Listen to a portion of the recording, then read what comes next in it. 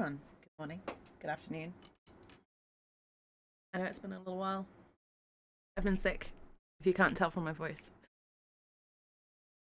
Um, but we're back with a project that I'm excited about. So, yeah, painting my favorite character from Baldur's Gate 3. Um, yeah, I'm just gonna get right into it. Painting Astarion because it's my birthday tomorrow and I felt like it. So, I'm gonna get started on the base first. It's nice and easy, and I feel horribly out of practice. And hopefully, by the time I get warmed up on that, we'll be all good to go.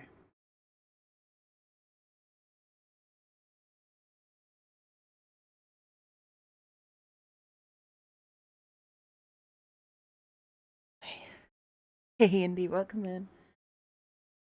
How's it going? I have to apologize. I'm still kind of sick. Um, so if I sound a bit weird, that's why.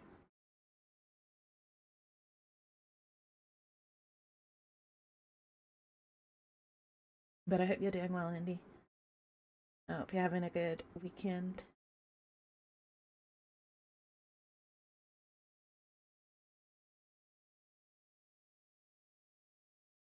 It's your birthday. Indy, you've already done way too much. My birthday tomorrow, as I know you know all too well.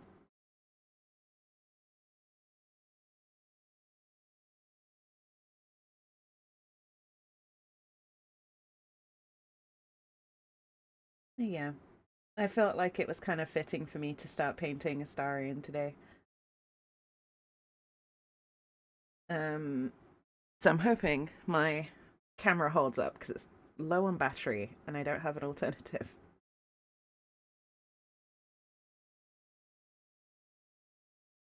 Because I want to stream for a while today. I've really, really missed streaming and I hate being sick.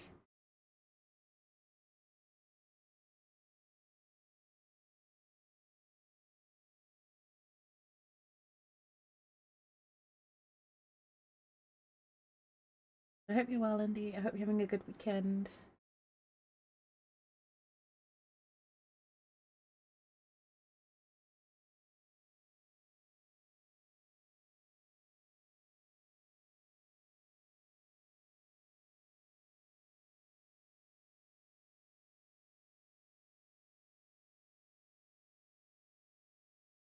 DM 10 minutes ago? I probably didn't see it, Indy. I was getting ready for stream. Uh, introduce anyone? Sure, sure. Just send me the details. I'll make it happen. Assuming, work and all that jazz gives me enough time to do it, I'm there. Count me in.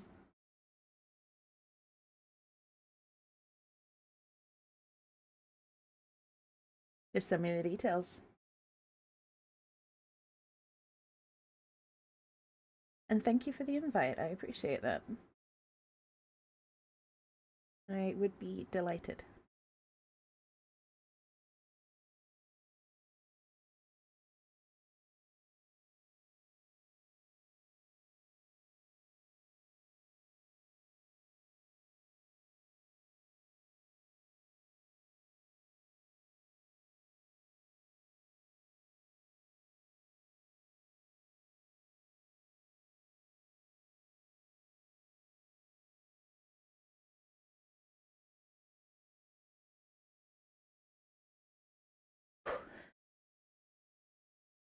Yeah, we have a beginning and the end somewhat planned. Just needs a bit in the middle. It's always the bit in the middle that's the hardest. I'll be honest with you, Indy.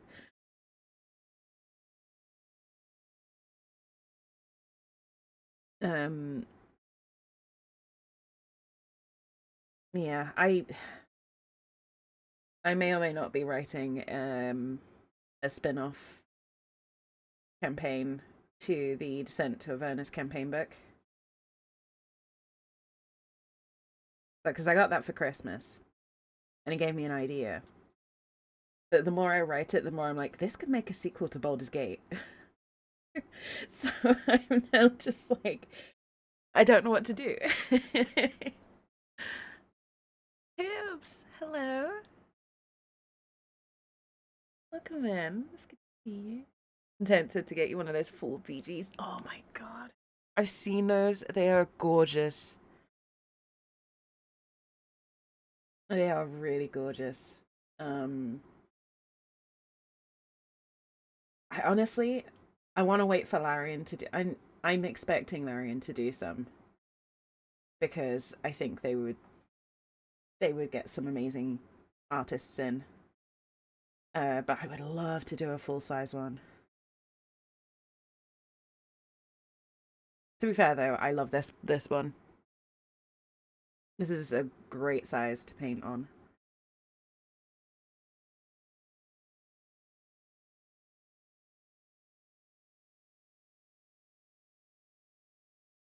I hope you're doing well, Hoops. I saw you were making a Karlach Magic the Gathering deck.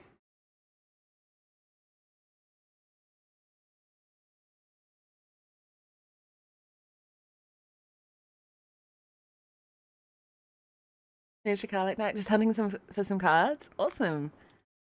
Um, were there any sort of notable cards that you were missing? Because there's a chance I might have them. If there's some specific cards that you're looking for, let me know. I've got literally hundreds of them floating around. Um, a lot of them out of the Baldur's Gate sets as well. So I might be able to help.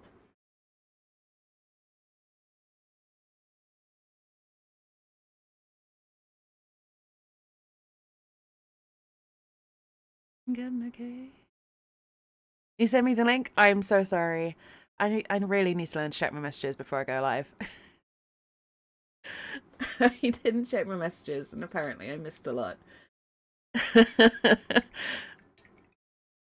I'll take a look, and if I've got any, I'll let you know. I just cuddle is one. Oh, cuddles are the best. I get that.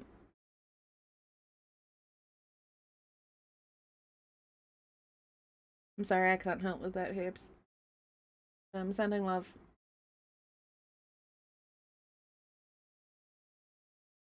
At least you got some company here. You've always got company if you need it.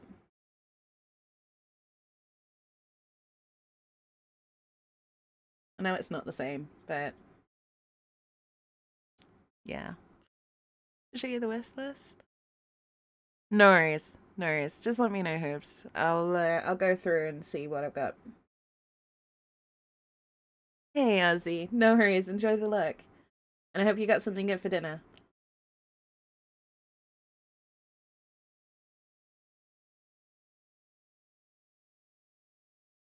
But yeah, I have to apologize for not being around much this week.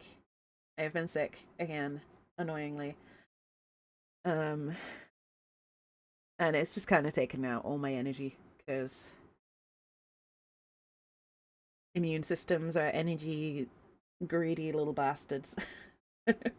But mostly better, mostly. And I really wanted to stream today because I missed you guys. So yeah, here we are. I just apologize if I sound a bit off at all.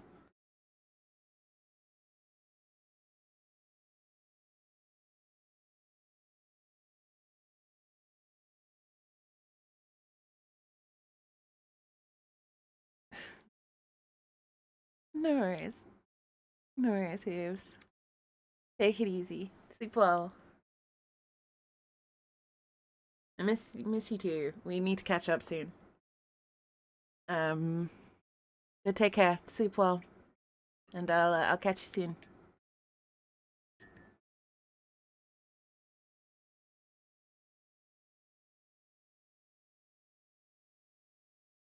Yeah. Annoyingly, I have to work on my birthday, but luckily it's a job I enjoy, so I'm not too upset by it. But there is a strong temptation to be like, I can't work, I'm sick.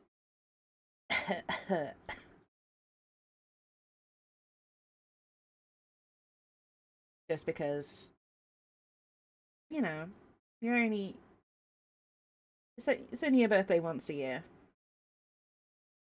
And I'm a strong believer in making a big fuss of people on their birthdays.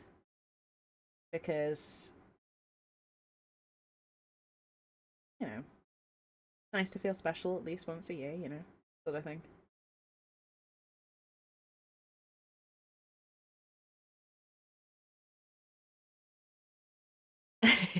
I'm sick. My doctor prescribed 1,000 milligrams of Baldur's Gate. Yeah.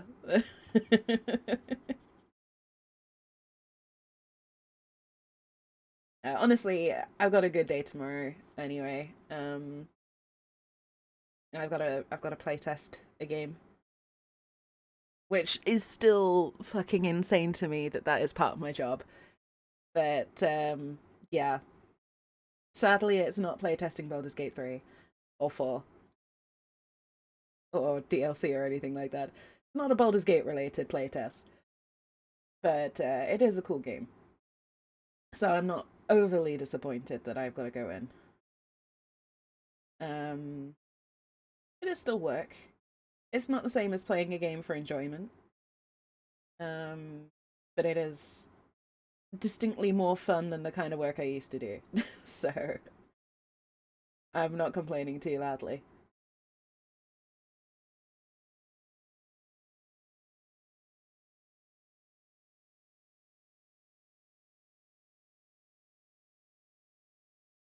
And I don't know if I'm streaming tomorrow or not yet.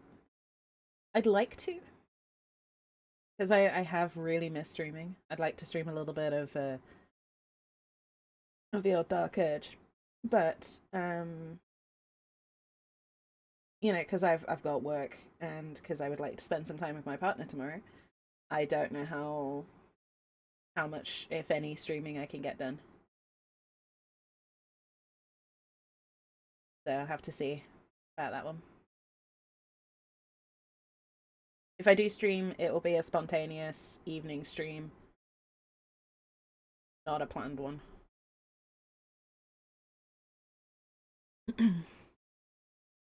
Putting a schedule in the D&D group chat for you. No worries, thank you, Indy.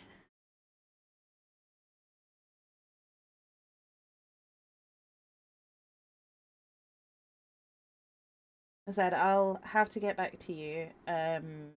It might take me a couple of days because I have to wait on some dates for work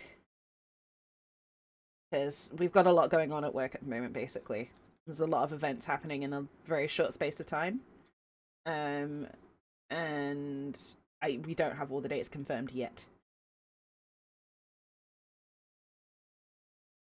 The nature of working in the kind of industry that I do now. Sometimes a lot of things happen with a lot of sudden changes. You have to be able to adapt. But I will let you know as soon as I've got all those dates, and I will let you know as soon as I understand when I'm free.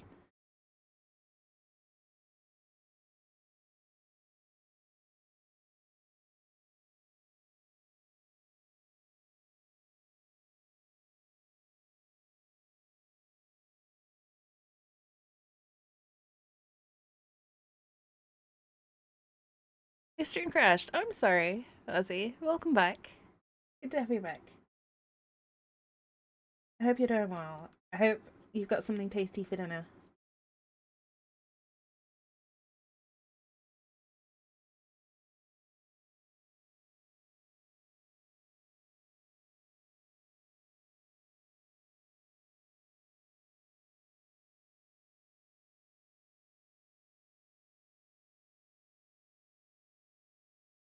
There's a mimic. Oh, I love mimics. I'm getting a mimic tattoo in the future.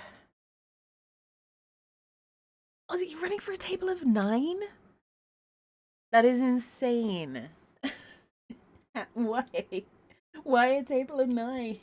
That's so many.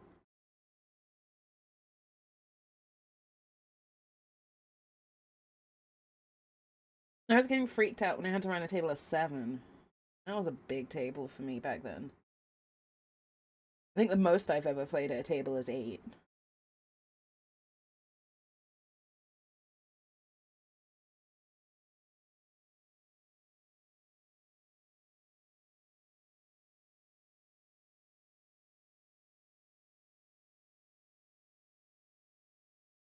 Coffee mug mimic. I mean, you joking, D. But I believe that that would totally be the mimic that got me. Or one of my characters would definitely adopt a coffee mug mimic as like a pet, just to annoy people.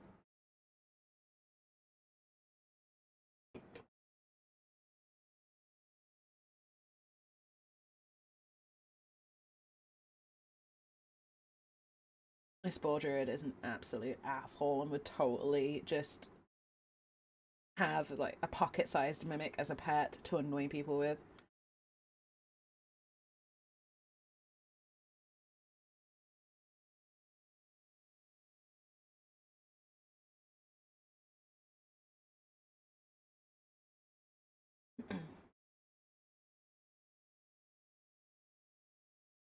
Yeah, I'm looking forward to a bit of a chill weekend or whatever's left of my weekend. I annoyingly spent all day yesterday working through a stupid logistical issue that popped up. It took me 7 hours. I woke up at 8 o'clock in the morning because my brain wouldn't let me relax about it. It took me 7 hours to fix. Some stupid bullshit issue that's not even worth going into detail about. But it's been resolved. Finally.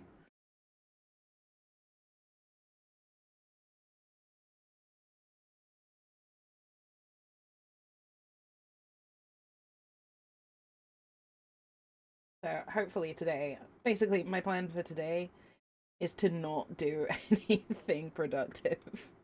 Because I didn't get a weekend yesterday. And I'm gonna be watching some old wrestling with my partner over some food. I'm looking forward to that. Not to mimic zoomies because it drank your coffee. Oh, that's rude. Rude. Bad mimic. Mimic zoomies would be hilarious though, Indy.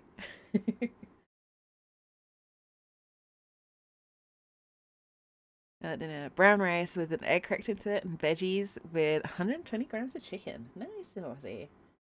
Sounds very healthy. Very tasty. I love that kind of food though. Just like one pot easy, healthy food. I need to get more recipes like that. This is my recipe repertoire are distinctly less healthy.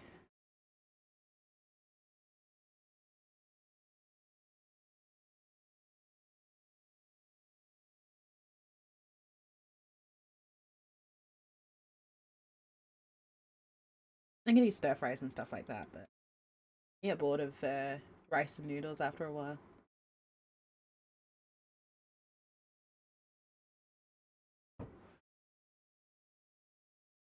There's a gym group I started, and the next session is to split them. I see. So this is basically like a session 0 kind of situation.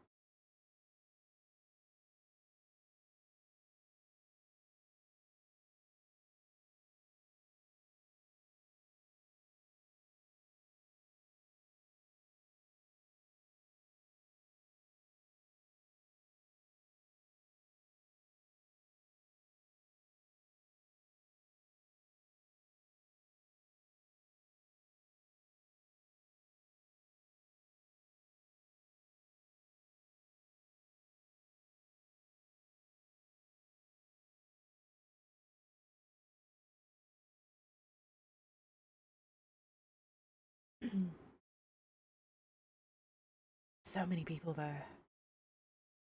I would be stressed about having 9 people at a table.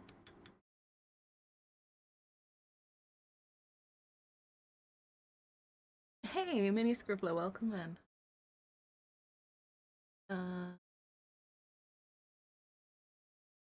Japanese food, nice. I found a place nearby that does amazing Japanese food. Like it tastes like home cooked Japanese food. It's so good. So I'm probably gonna have that for my birthday tomorrow.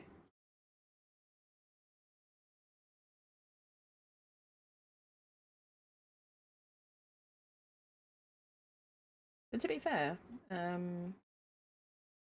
Asian cuisine is generally considered one of the healthier options,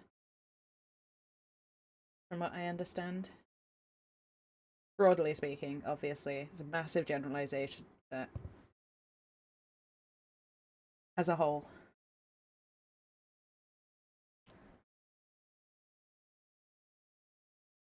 Session 3, shopping trip. Oh, nice.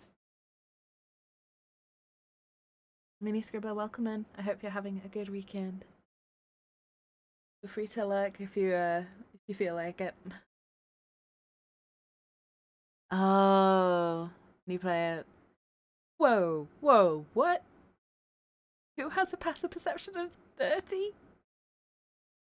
Damn. Good luck to your rogues. But yeah, having a mix of new players and vets is always handy.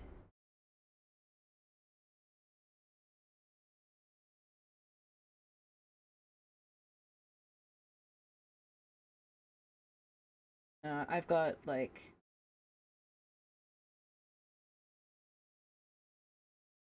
I don't know.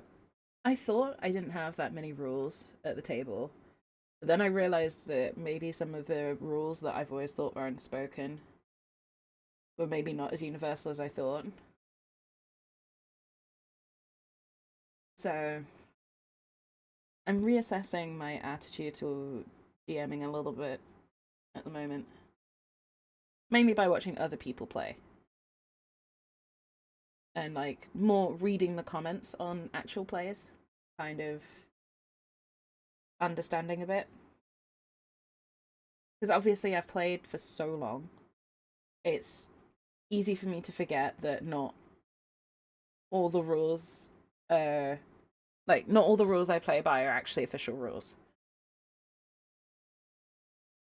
and not everyone has the same. I don't want to say table etiquette because that's not really the right word, but you know what I mean. Like there's kind of unspoken rules that you assume everyone plays by at a table.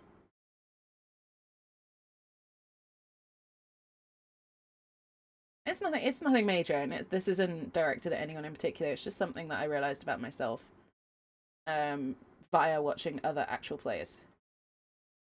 It's things like don't play other people's character is one. It's not an official rule.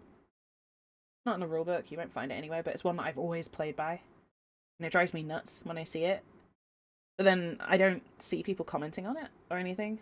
I'm just sat there like, is this just a rule that I've always assumed? And it comes up a lot with new players as well.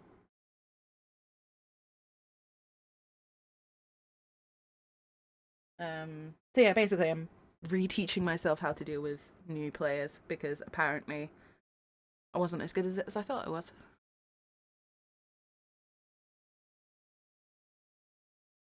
Barbarian knows not to fight it quite yet.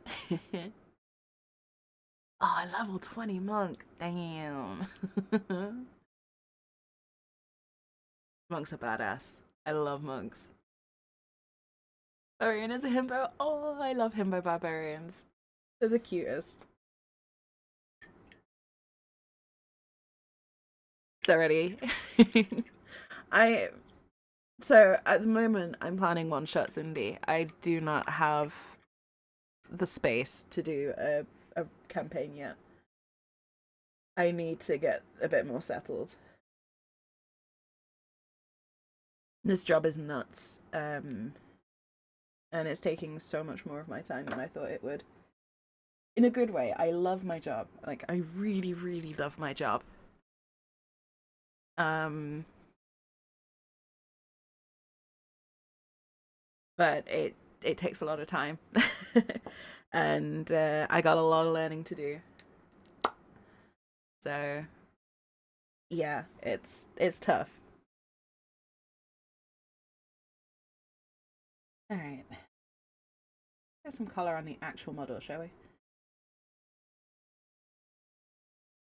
But yeah, I definitely think the first session, well, the first one I'm gonna run, I think I've got the plot nailed down. I just need to find space in my calendar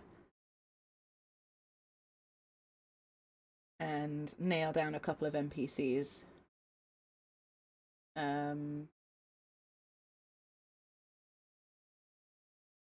Which is cool. I should be able to do that when I have time. And then actually finding the time to run it is another challenge.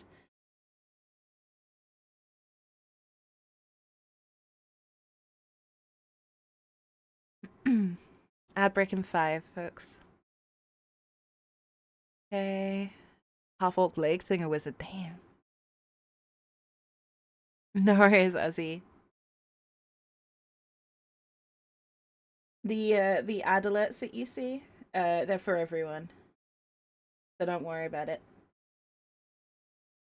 It's a mod privilege to be able to see the ad alerts. You'll get warnings.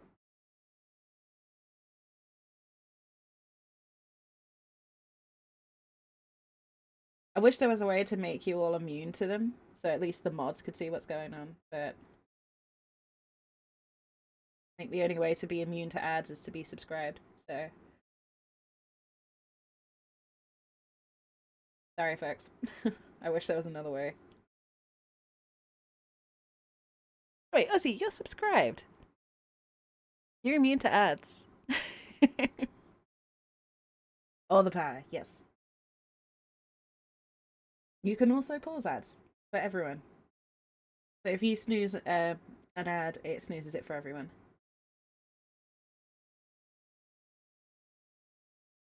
So if something really interesting is going on screen, you can snooze ads so they don't interrupt stream. Again, mod privilege. And I only get a certain number of snoozes a week or something, so yeah. Limited use, but it's there. I usually save them for my Baldur's Gate streams because ads always seem to come up when I've got a tight die roll coming up. Like, oh, I see you really need to make this roll. How about an ad break now? I'm like, you bastards, Twitch. You want me to snooze it? Nah, it's all good, Ozzy. We're just chilling and chatting today. But it's there if you need it. I trust you to know when to use them. I'm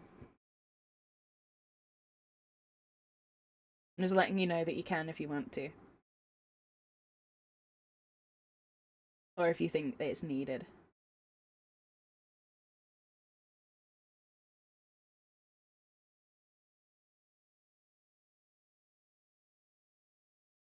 Alright, keep in mind.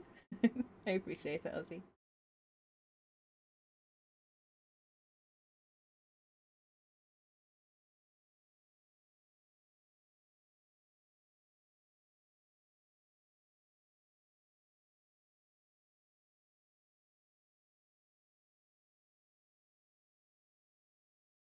Yeah, I have a new character in my brain at the moment.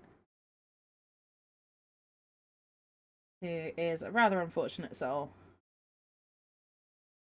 Yes, I've created them in Baldur's Gate already. But just an interesting concept for a warlock, basically. I was looking at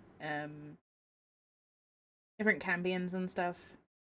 Actually looking for something completely unrelated, and then I came across one who is this effectively a guard for the goddesses of luck.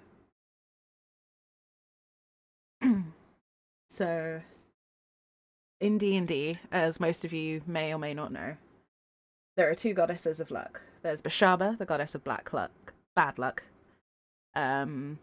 You'll hear the curse by Bashaba's black bones, for example. So to invoke her is to bring misfortune, basically. And then you've got Tamora, who is the goddess of good luck. Who you might have heard from Damon, who says, "May Tamora's luck twist your way," is just a way of saying good luck to you. And this Cambion that I discovered is basically he guards their shared temple in Avernus. I thought he'd be a really interesting patron for a warlock. So I've basically drafted up a character who has made a pact with this Cambion, Ashbiel. And yeah, they're an interesting soul. And I'm starting to get fond of them. I've written up a little backstory. I've sort of drafted some of their powers and stuff. Got an idea of their appearance and temperament and things like that, and I'm gonna do a playthrough with them. It's gonna be fun. See some randomized mods for Baldur's Gate. And have I seen Gortash where Ethel should be in the Grove? Oh no! Can you imagine trying to face Gortash at like level 4? Which is roughly when you see Ethel for the first time. Depending on the order you do things, of course.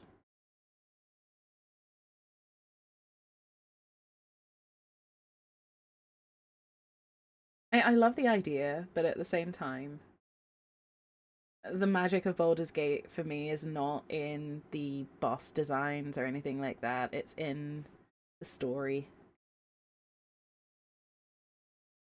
and the characters and the choices that you make and the direction that it changes everything.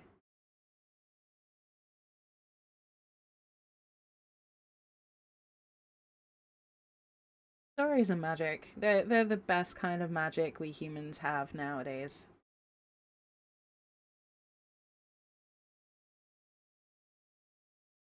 Gifted storytellers are fucking wizards.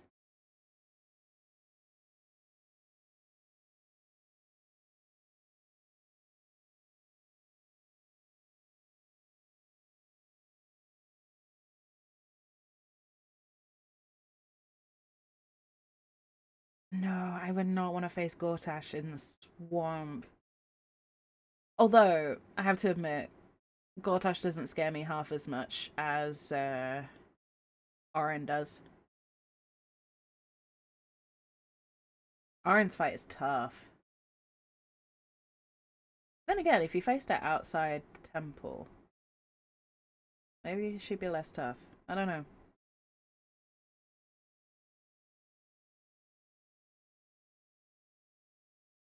I'm not saying any more than that because it borderline spoilers some of her mechanics, but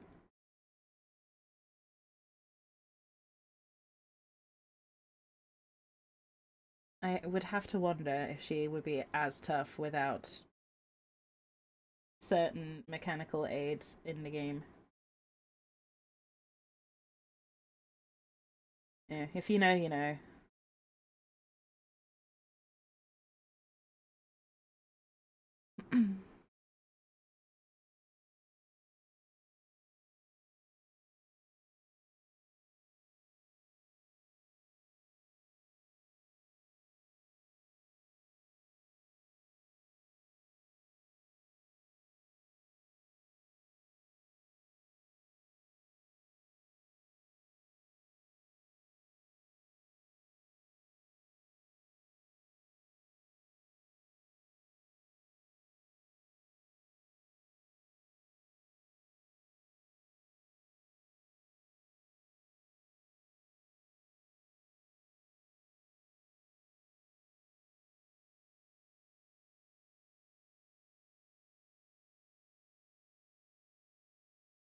Yeah, I've surprising no one. I've got a new playthrough on the go.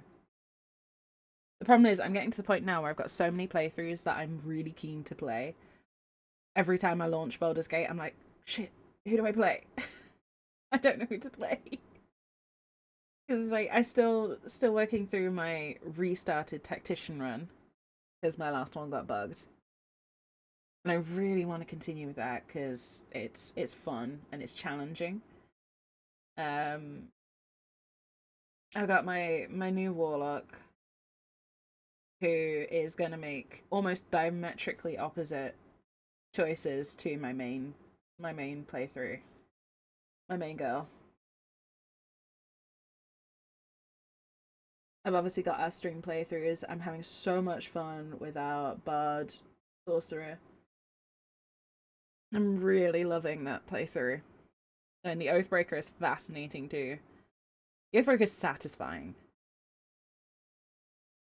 I really wanted to keep on with my Spore Druid, who's just an asshole.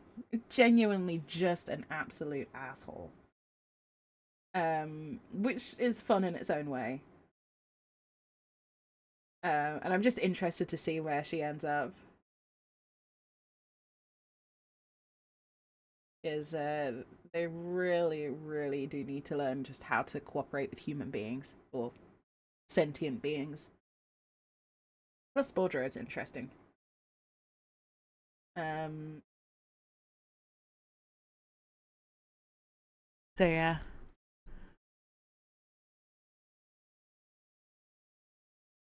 Not a question for people. Who do I play? Ooh, I ban. I have to be really strict with myself, Indy.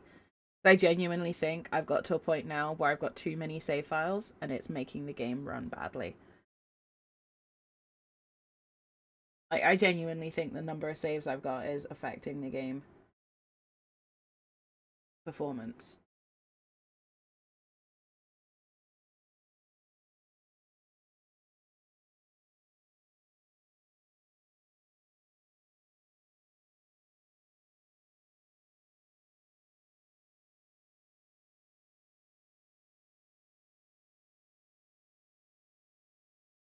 What keeps you motivated? So just to expand a little bit on what I said in the gym chat, Ozzy, I have to bribe myself a lot because ooh, hello. Thank you for the hydrate as well. Um, I do have to bribe myself to do things more often than you would think because I can't create routines. Routines don't work for me. I hope everyone's got something tasty to drink, by the way.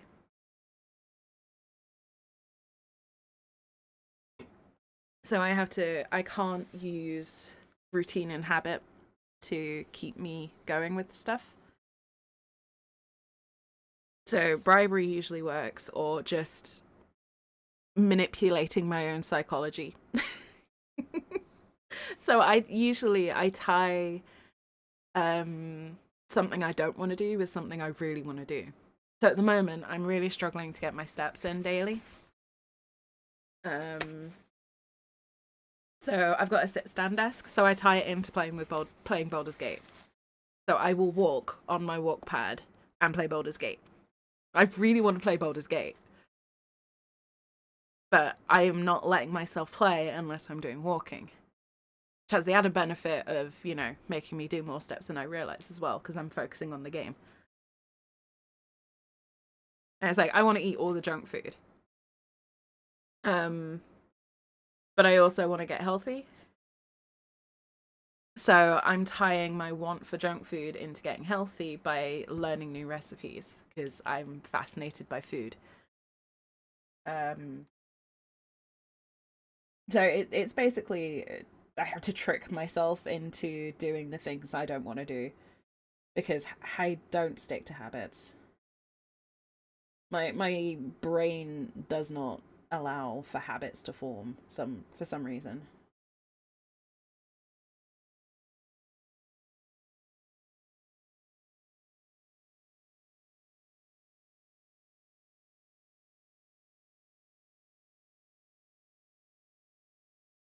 So yeah, it's more about tying it to things I enjoy, and also just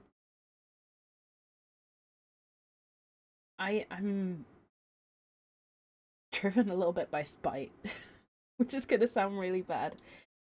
But growing up, I got told that, you know, not that I couldn't do it, but that I shouldn't.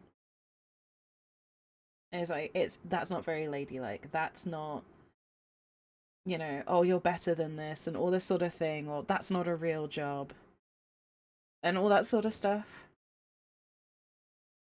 And I was miserable.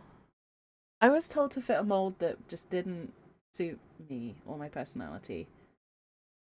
Um, and a lot of what I'm doing now is kind of a big middle finger to all those people that said you can't live life like that. That's not how life works. Yeah, I very much grew up in a small c conservative environment. So, think gender norms and white picket fences and you get to be a doctor or a lawyer or a businessman, and that's kind of the only acceptable outcome. That kind of thing. You know what I mean? Um, I didn't learn about gender expression. I didn't learn about sexualities. I didn't learn about non-traditional ways of living growing up. I found them out myself.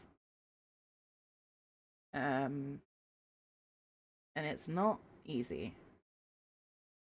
It's sometimes very, very hard to not relate to the people you grew up with in any way. Because so many of them drank that, fell into that belief, and it's so hard. Because they just don't get it. They don't get, it's like, well, when are you going to grow up is something I hear a lot from those people.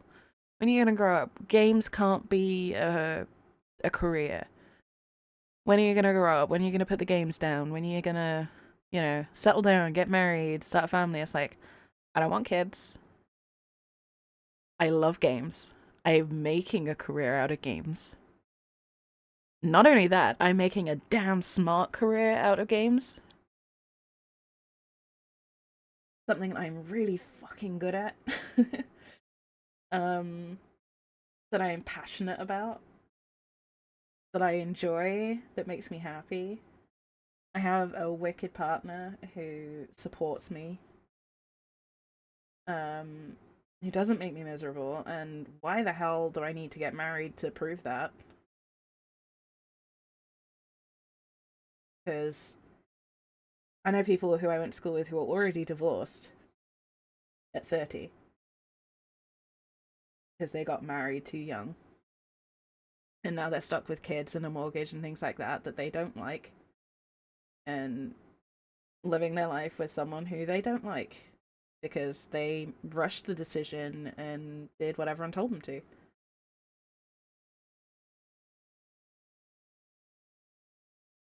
Like, Jesus, people.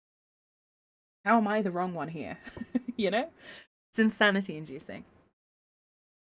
And yet, growing up's overrated. I am grown up. I've lived, as of tomorrow, 31 years on this planet. Is that not grown up enough? Getting old is something we have no choice about. But being, like, growing up, what is growing up?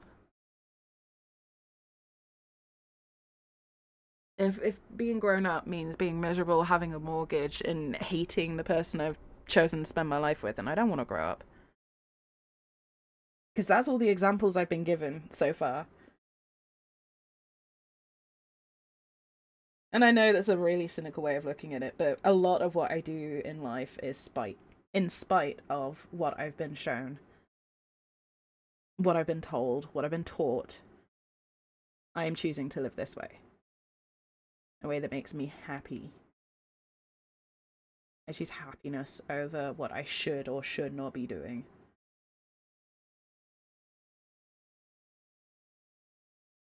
Yeah. Oh, you should have a family by now. No, I don't want kids. I'm never gonna have kids. Doing everything in my power to not have kids.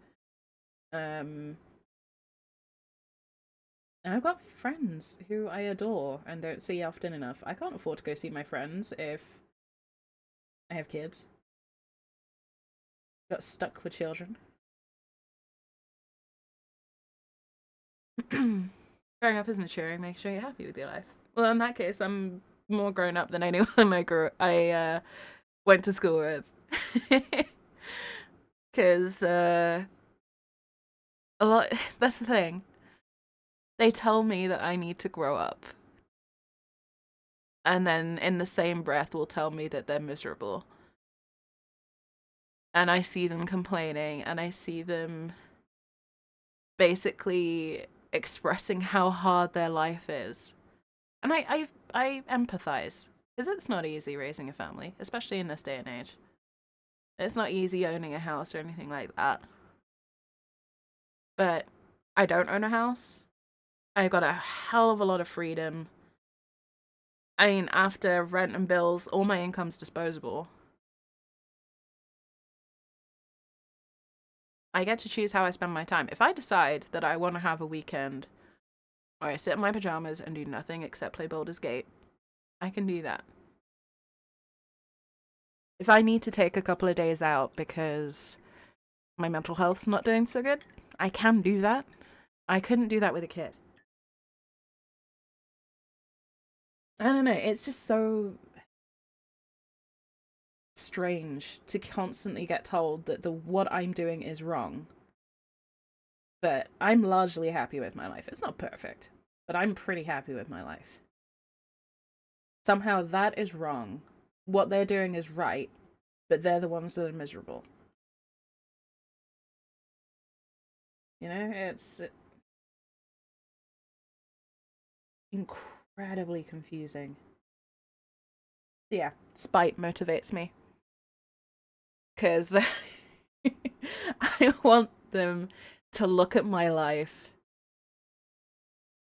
and I want them to just see me with a massive smile on my face and two middle fingers going, fuck you, I'm happy. And I don't care what you think. Because all I ever wanted from life is just to be happy. Took me a while to get to this point, but making the most of it now I'm here.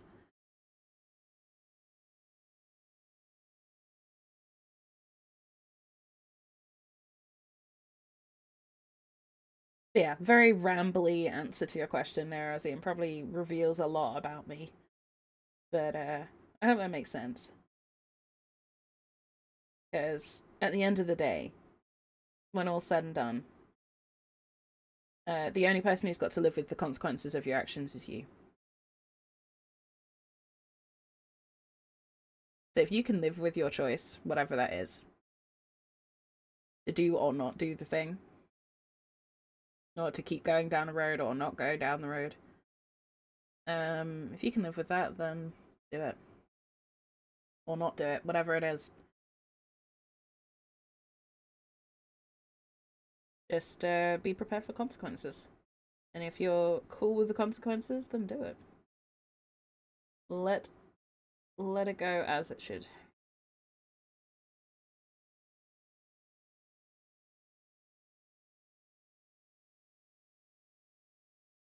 Owning a house, yeah.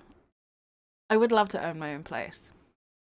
You know, if I had infinite money and, you know, no legal complications to do so, I would happily have a place here in the UK and a place in Melbourne, and split my time between the two. But that is if money and citizenship and all that jazz was no object. You know. Right, it's a good place to face it. Yeah, I basically, I I want to be the one that everyone looks at and goes, God, never would have expected them to do that. Like, if you told me when we were at school that that's what they would do, never would have guessed. Either that, or I want to be the cautionary tale for their kids. I'm just like, you don't want to end up like them. You don't want to end up like them, still playing games in their 30s. And I'm just sat there with a big grin on my face, like, you do, kid. You really do. You know, like the bad influence aunt cliche. That's kind of what I'm aiming for in life. Leave me space, but it gets lonely. Autofocus, are you okay?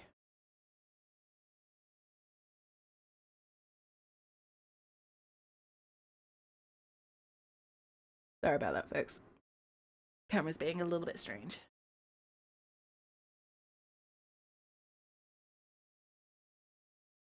Yeah, it's lonely. I can imagine, Ozzy.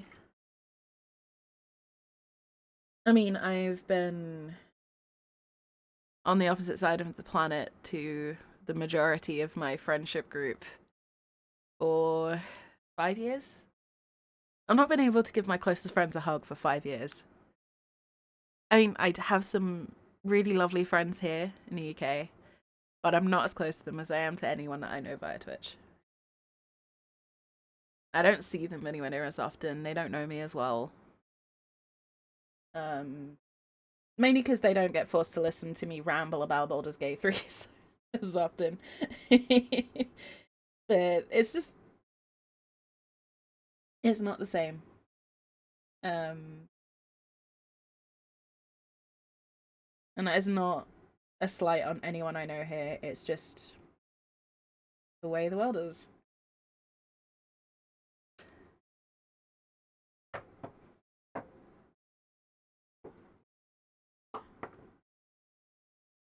Overseas and single and travels overseas at least once a year. I mean, I don't anticipate being single. I'm pretty sure I've got the whole life partner thing down, which I feel very lucky to have.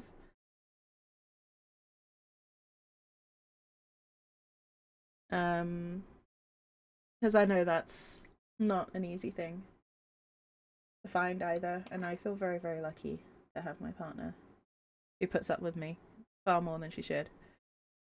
Um,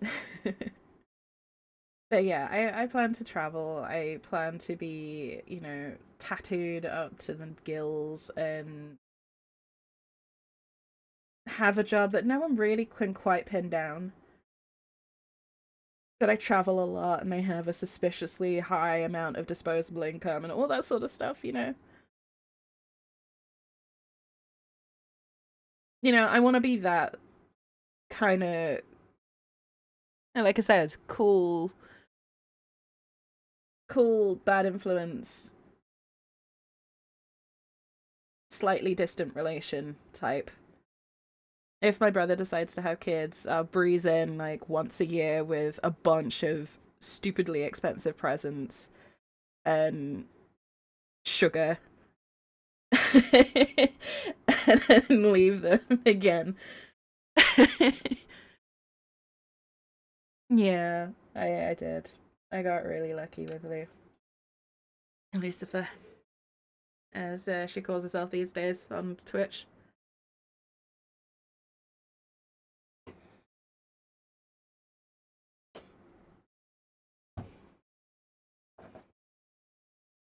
Cause all the chaos, yes. That's the thing. I don't hate kids. I don't necessarily go out of my way to spend any time with them. But if my brother decides to have them, I will spoil them, and I will be a massive advocate for them, and I want them to know that they would always have a space with me. But at the same time, I want no responsibility for another human life.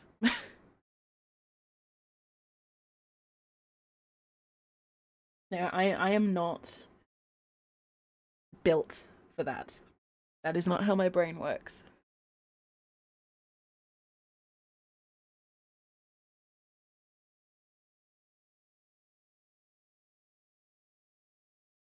And it's okay. I am too selfish to raise children at the end of the day. I don't have the maternal instinct that everyone assumes that you magically develop when you hit a certain age. I don't have it. I have no need, want, or desire for children. And I'm fine with that. I'm happily spoil my friends and my friends' kids if they have any, and any kids of my brother if he decides he wants them. But never ever gonna reproduce myself.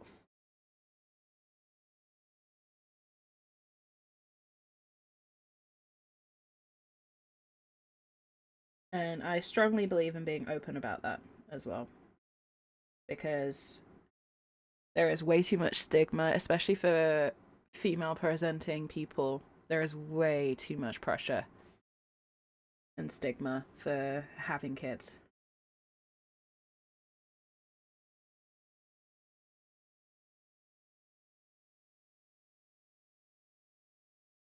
That really needs to fucking stop.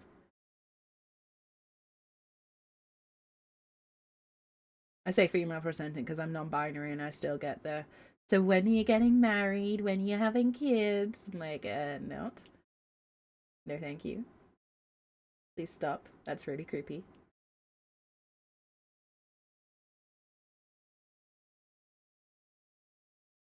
You may as well be asking, how often am I sleeping with my partner? Because that's how the level of intrusiveness you're currently presenting.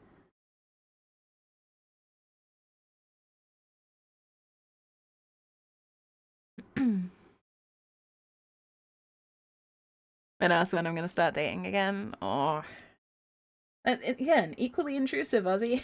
I'm sorry. I hate those sorts of questions. So nosy.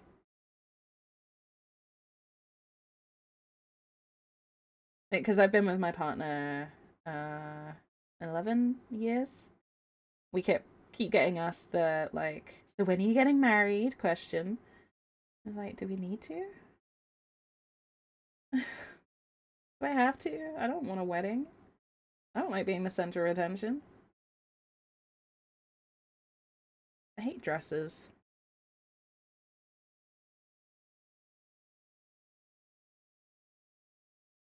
That's not true. I don't mind dresses as much as I used to. I don't like them though. I look awful in white too. Sorry, hey Shadow, welcome in.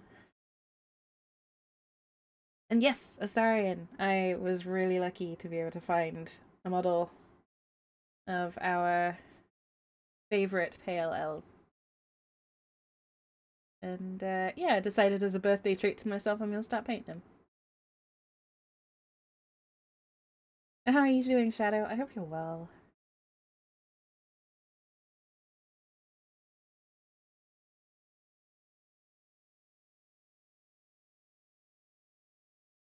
I started having a little bit of fun with some of the like questions about having a family and all that jazz of just like my bloodline ends with me and all that sort of thing.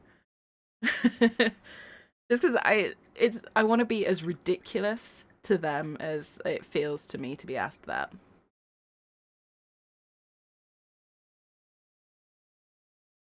Yeah, all that sort of. I need like a better repertoire of lines, but dramatic shit like that. We need one in house, and we do. We do. I keep an eye on the Etsy store that I got this one from. Happy birthday! Thank you, thank you. It's technically tomorrow, but I don't know if I'm streaming tomorrow, so thank you. I don't look for sure. I mean, I don't know. I'm not. It's not that I think. It's a complicated thing.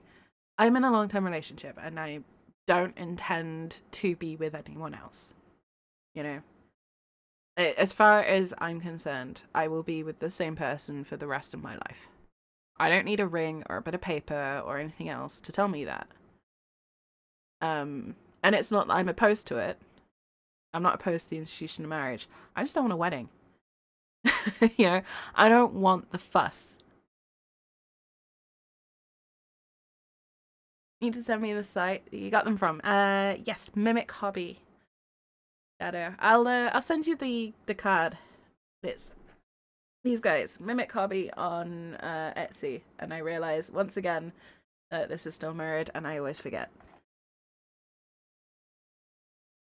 I do it for tax reasons. Yeah, but that's pretty much the only reason that I would go through with it. I just don't see the point. You know, everyone has so many opinions about weddings, as well, and it gets complicated as well when you're not really close to your family. Um, like for me, my friends are more family to me than blood relatives. But then weddings bring out all sorts of questions and opinions, and people get weird about them, and I'm like, I need that in my life.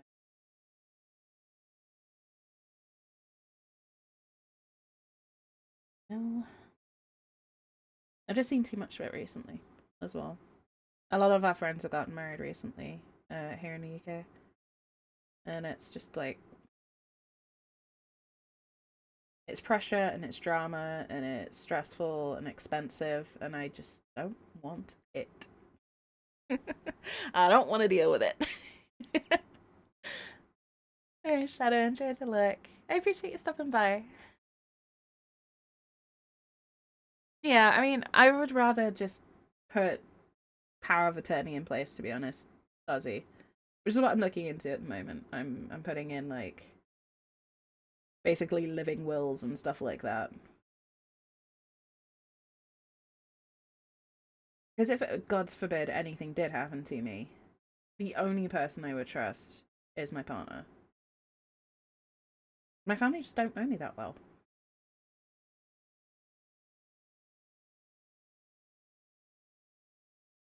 Yeah, I mean, I'm estranged from my dad. I'm low contact with my mum for many reasons.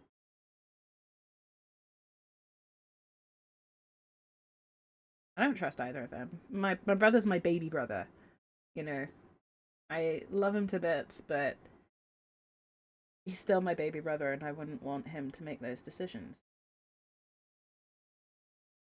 if it came to it.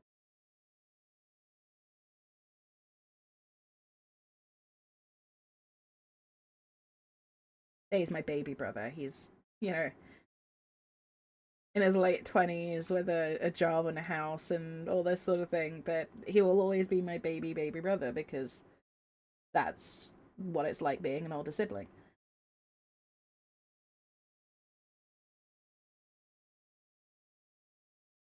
Or at least it is when you've got me as an older sibling.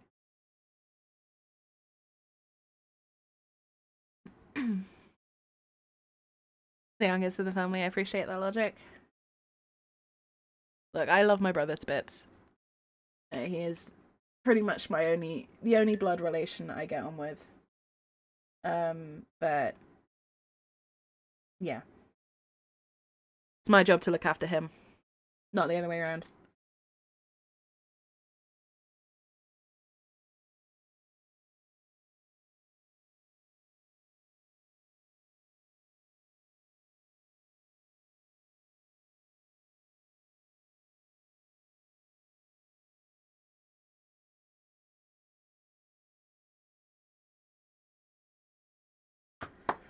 But yeah, this sounded very morbid. I wasn't expecting it to take a turn, and here we are.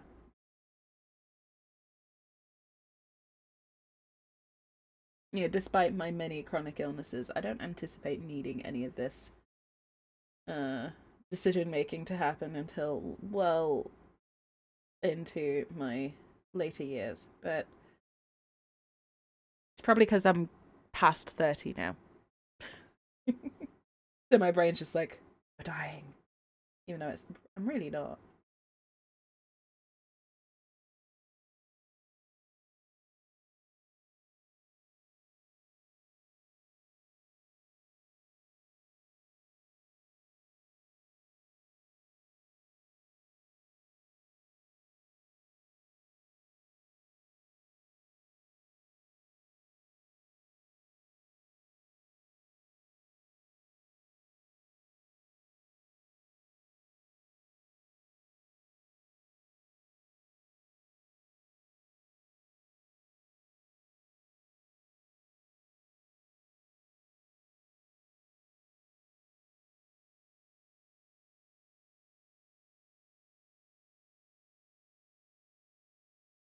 I've just realised I've subconsciously made all the colours a bit brighter than they appear in game. And I think it's because my brain automatically just wants to see Astarion in the sun.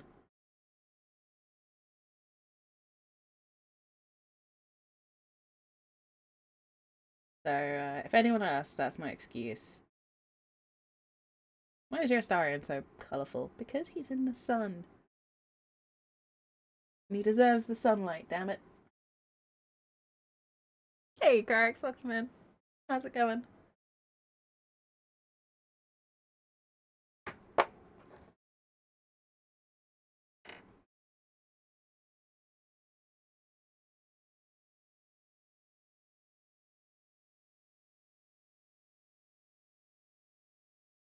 I'm sorry about my camera. It's being really strange today. I don't know why the focus is.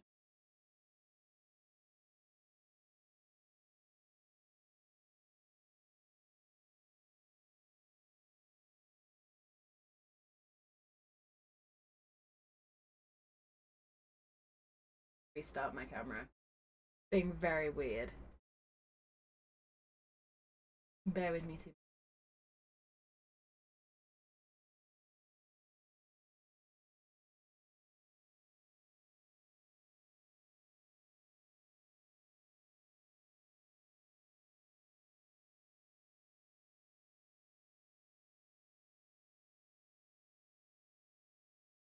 I don't know what's causing it. I don't know if it's just a low battery thing.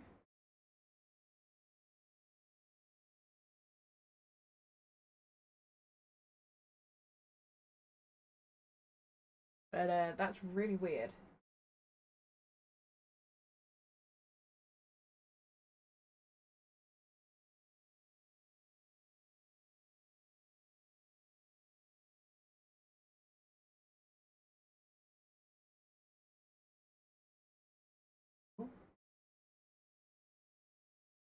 Ah, it was the exposure lock. At some point, the exposure lock turned off. So it was trying to change the exposure every 2 minutes because the lighting's a little bit weird today. Haha. Got it. So hopefully it should stop being weird now. My apologies for that. Yeah, anyway. Rough week, been getting through it. Oh, I'm sorry you've had a rough week, correct. But I'm glad you're getting through it. And it's the end of the week. So hopefully you've got something good planned for the weekend to kind of relax a bit.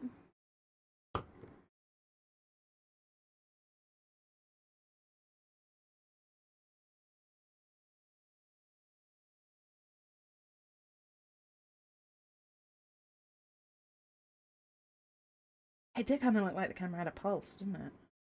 That was very weird.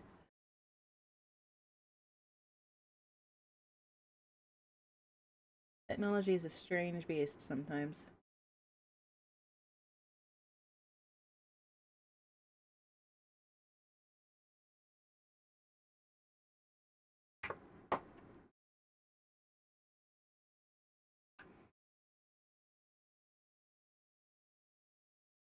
But yeah, hopefully that should fix the issue.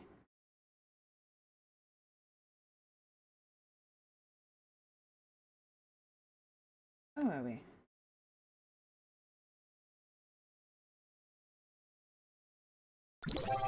Oh my god. Super welcome in. Thank you for the posture check. I hope everyone is sitting comfortably. Don't forget to stretch. Relax your shoulders. Unclench your jaw. Step away from the screen if you need it. Rest your eyes. And Super Kiak, welcome in. I hope you're having a good weekend. I was unprepared for the loud notification. I was not too loud for you lot.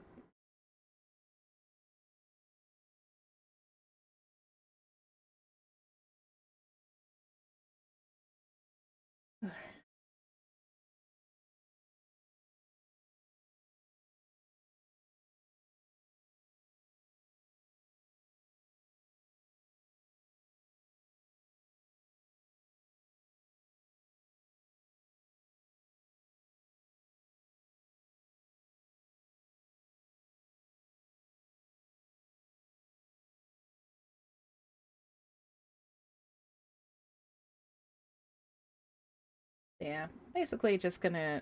I know it's not gonna be fully neat around this, but I'm gonna put the gold in before we finish today, so hopefully that should fix that. Thanks. Alcohol poisoning with too greasy food. Ooh, that's not a good combination. And random tendon inflamed both the knee. Oh wow.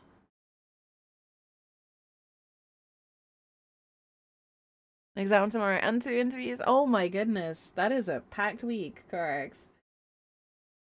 Well, I hope physically you're feeling better, even if the mental side of things might take a little longer.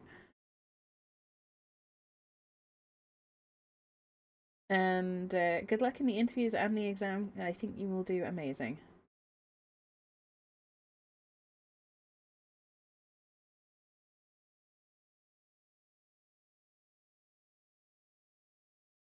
Junior data analyst. Sounds fun. Sounds interesting. Good luck with the job. Hope you get it.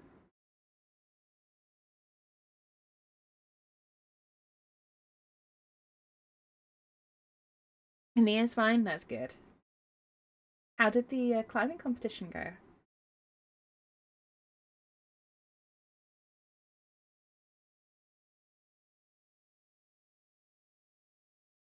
Sounds like you had an eventful week.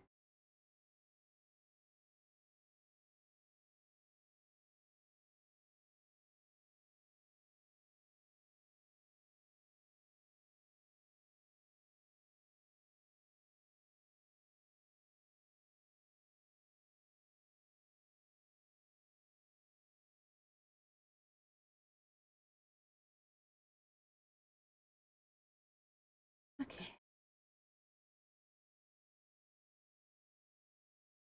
Climbed any of the routes that really put that much pressure on the knee. That's fair. But, oh my goodness. I was trying to say that's fair enough. Or that's fine. And it just kind of. Yeah.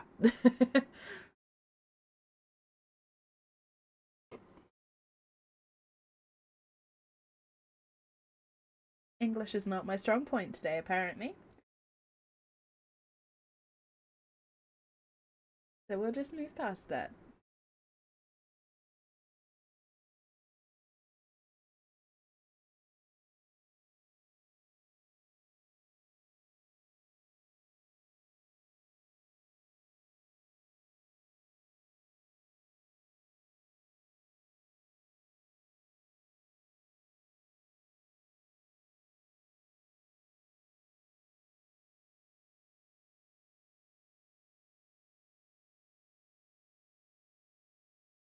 I need to put my accountability posts up. I know I've missed a couple of days. I got back to it yesterday. I haven't put the posts up. But we've basically finished the Mines of Moria challenge for those who are interested in following. And we're moving on to the Eye of Sauron. To be the section just after Moria, for those who know the journey.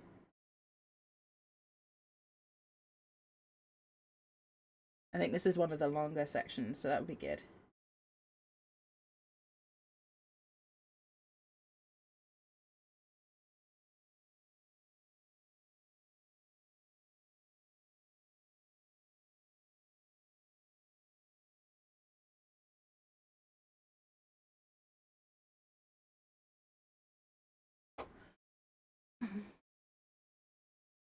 And you have high pain tolerance? Oh my goodness. Don't do yourself any severe injury, Gorex. I know all too well how that can creep up on you. I hope it's just a sprain or a twist or something. Nothing major. That sucks. I hate knee and leg injuries. For some reason they always get to me.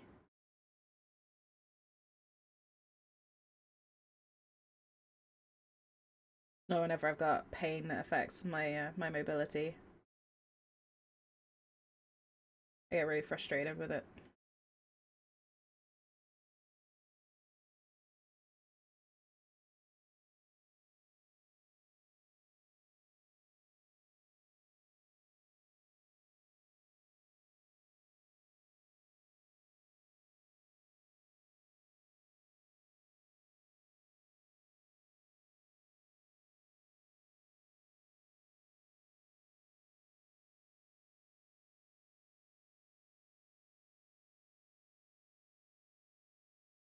Oof. It actually happened one night randomly. Oh my goodness. That is strange. The body is very weird, yeah. I will agree with you there, correct. Yeah. So like I think everyone here will know, I've got fibromyalgia. Fibromyalgia is basically caused by my brain. It's a mismatch between the nerves and the brain. So the nerves are registering no pain, they're fine. The brain is receiving a signal from my nerves that there is pain, even though there is no actual pain there. So technically, it is just my brain going, "You're in pain," and my nerves are going, "What the fuck, brain? No, we're not." That's the really like dumbed down version of fibromyalgia in action. The brains and bodies are weird. Adjusting your workout because of stability issues. It's tough, Ozzy, especially if you've already got set form, you know?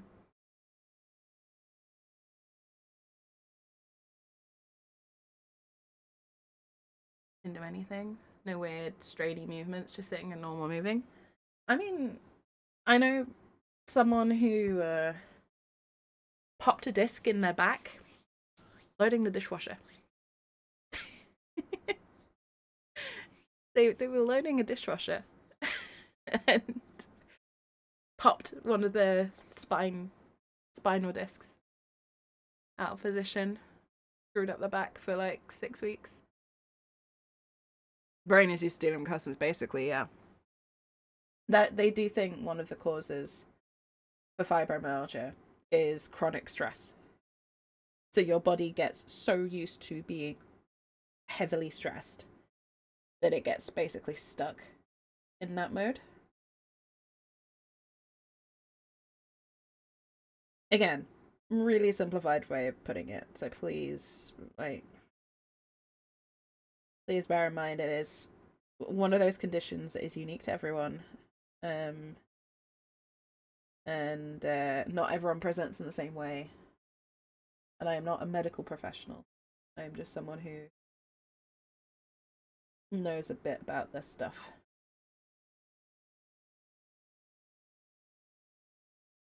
But yeah, fibro is a weird one. They do think one of the causes is chronic stress. And your body basically getting stuck in fight or flight mode for too long. Which would make sense in my case.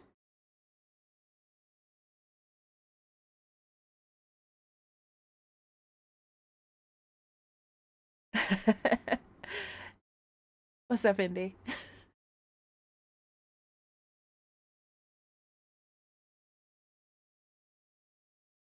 Yeah.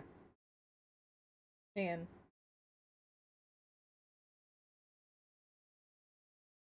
Take care of yourselves, folks. You never know. Bodies are weird. You never know. All I need is a factory reset. Oh man, I know that feeling. It does kind of feel like, one good reset button would be useful. Yeah, if someone presented this as a design, I'd be like, no, you need to go back to the drawing board. This human body 1.0 is just not good enough. Too many places it could break. And what is this appendix? Why is this here? It just looks like he's going to get infected all the time. Please try again.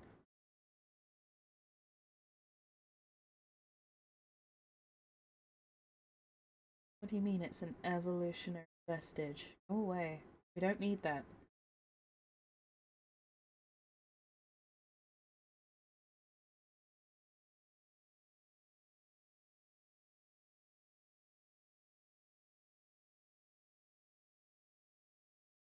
Although I am very grateful for my immune system. My immune system's kind of badass.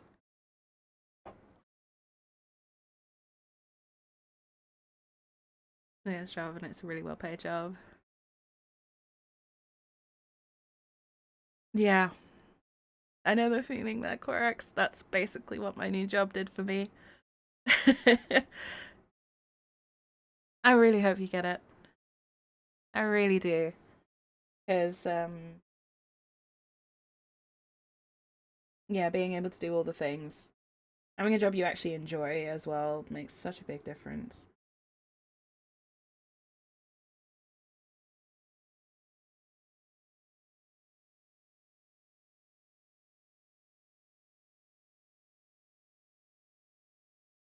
It really, really does.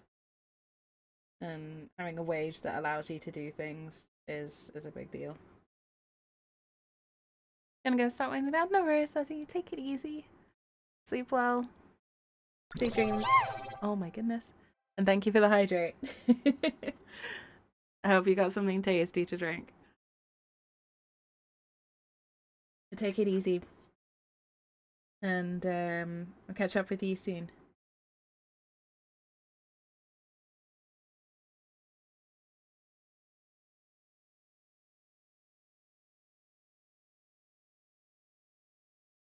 Yeah, having a regular hours with a job that pays you enough. Notice I say enough and not a lot. There's a difference. Um,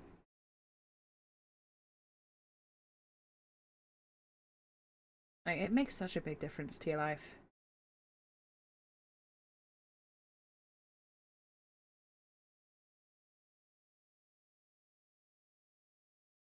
I mean, I've had more than a couple of people mention how different I am since I got this job.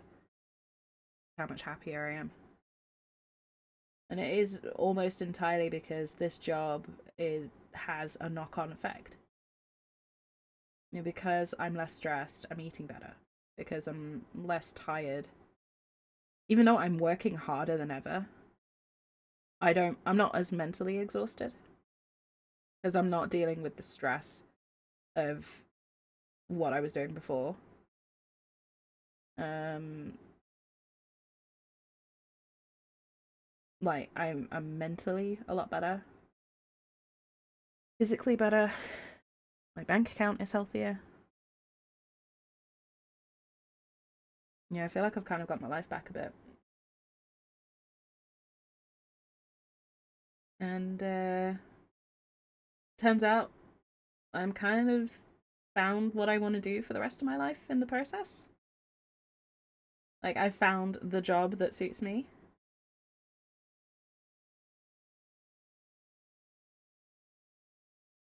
Which was a happy accident, I'll tell you, but one I'm very grateful for. So I really, really hope that you get that job, Corex, because moving out, focusing on college, working from home, driver's license, and normal hours all sound amazing. And you deserve it.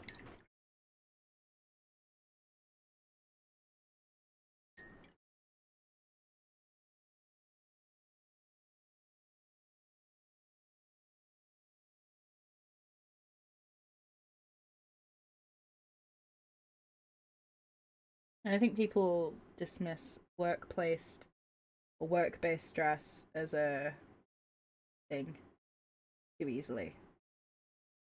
You think about it, you work 8+ hours a day, right?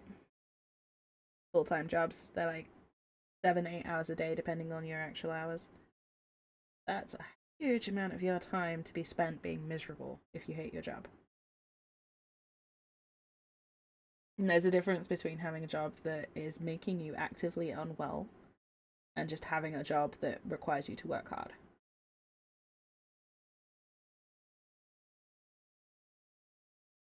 My job requires me to work extremely hard. Um, difference is, I don't mind working hard for a job that pays me properly, treats me well, and that I actually care about. The only reason that I cared about my last job is because I have pride in what I do, and that I have a personal policy of doing the best of my ability no matter what is set in front of me.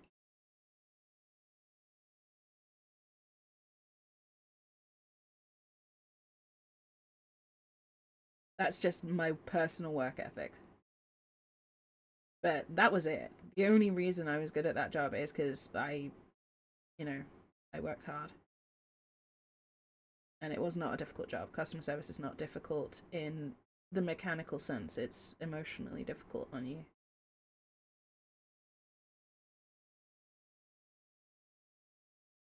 My current job, I work hard because I want to. I want to be the best at what I do.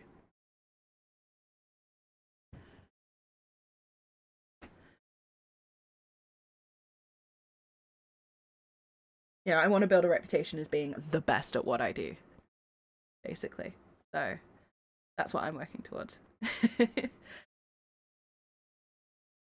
Just purely because at some point I want to be able to approach companies that I really want to work for and go, and I want them to go, hey, I've heard of you. Yeah, we're interested in hiring. Because game devs talk, much like anyone else in an industry. Job recruiter?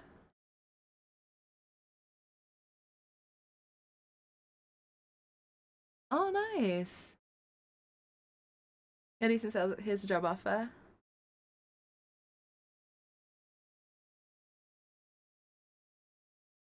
Damn.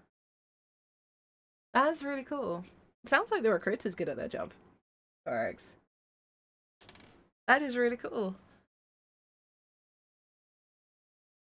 Now, for me, I was not qualified. I do not have game dev qualifications, and I'm not a game dev. I'm kind of game dev adjacent.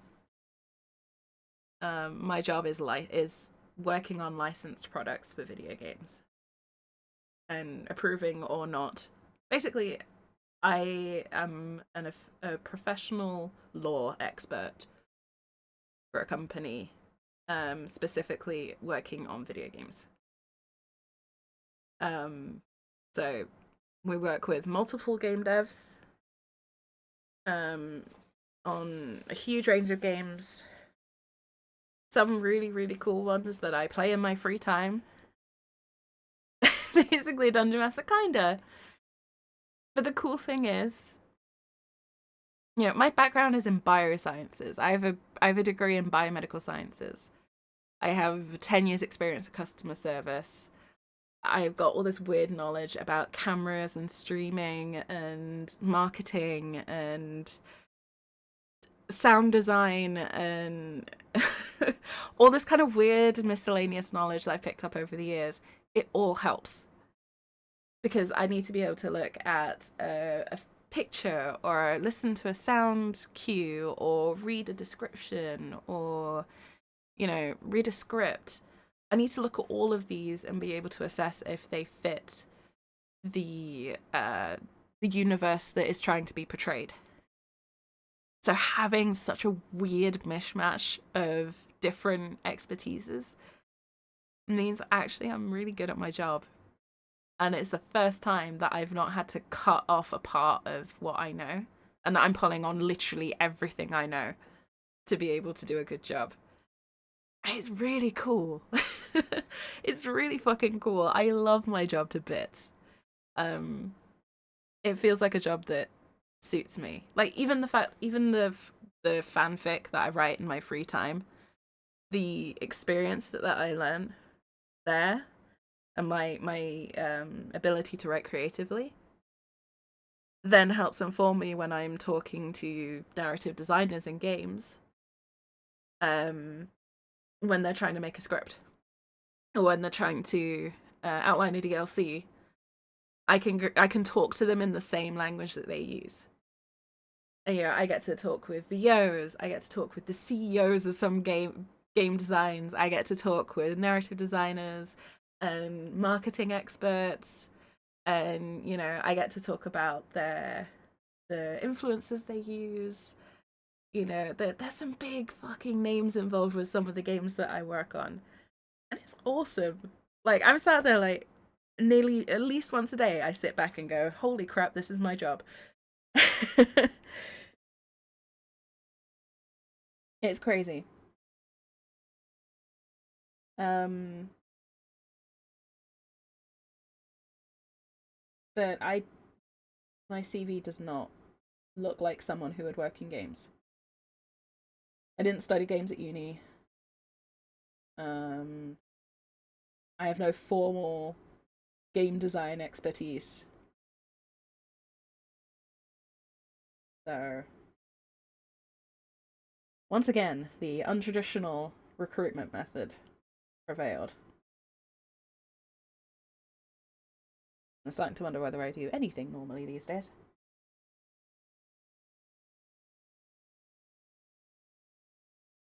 And I've just realised I'm talking through an ad break.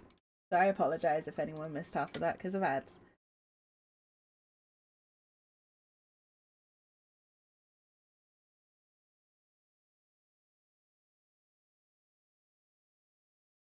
I'm just going to wait for that to be done.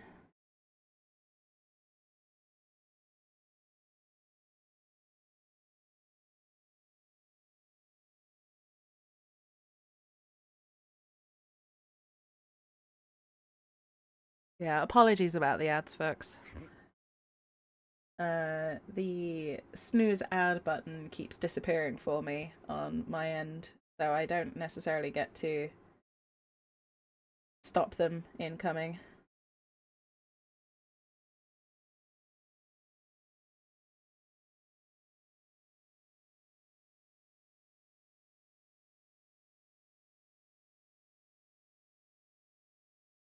Yeah, the point of my ramble was basically I don't have a background in game dev.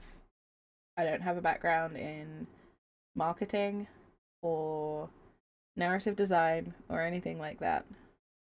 I'm just a nerd who really likes certain universes, who has a weird mishmash of different skills, and I've ended up in what is quite possibly the coolest job in the world.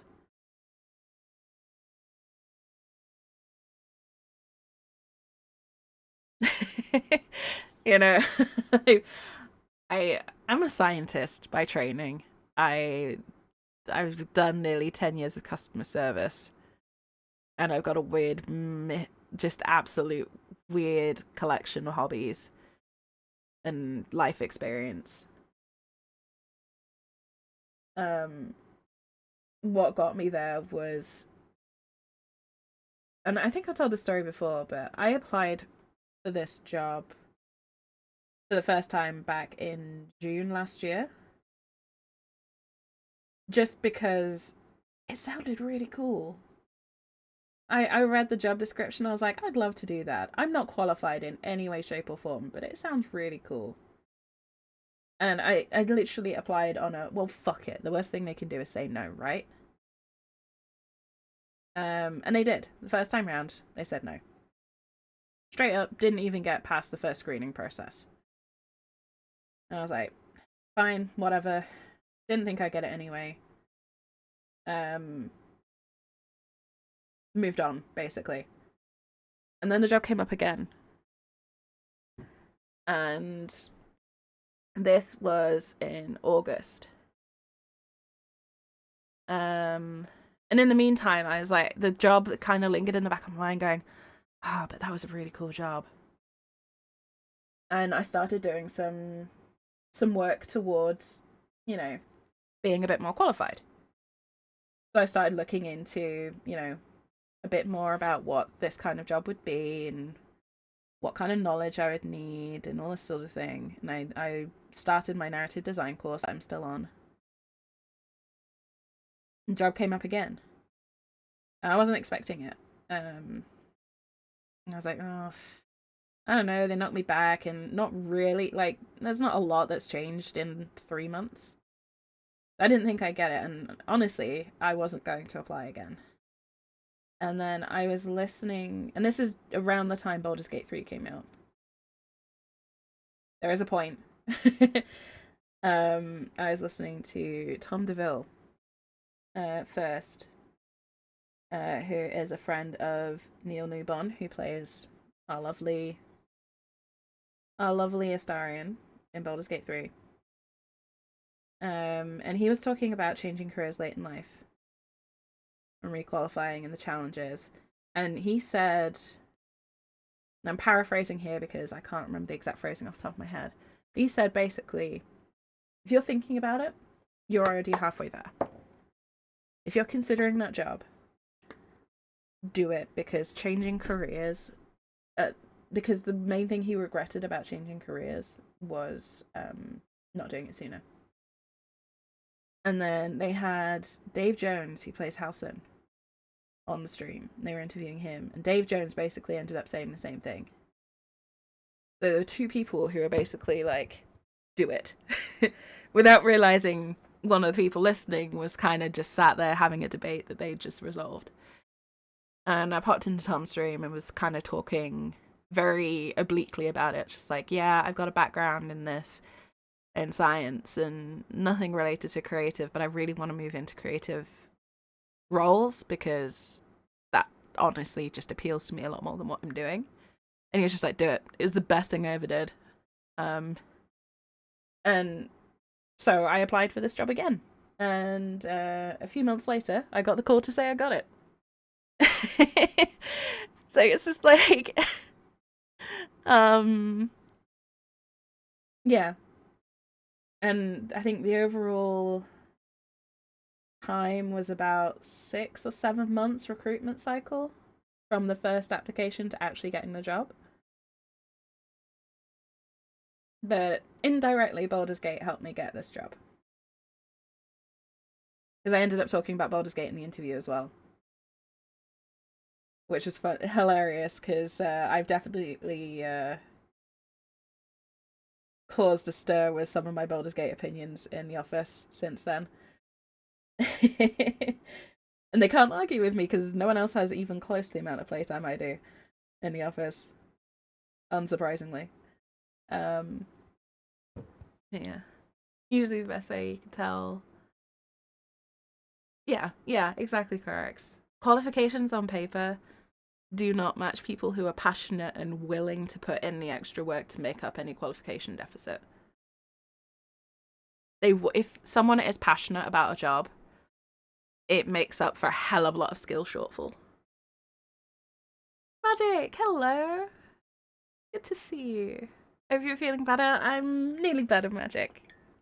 It's good to see you. It feels like ages since we spoke. I hope you're well.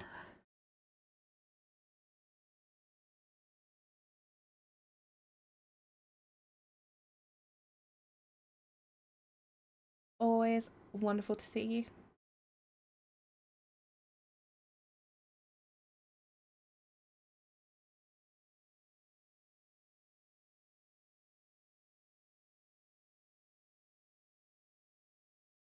But yeah, I am so grateful that I didn't give up on this job.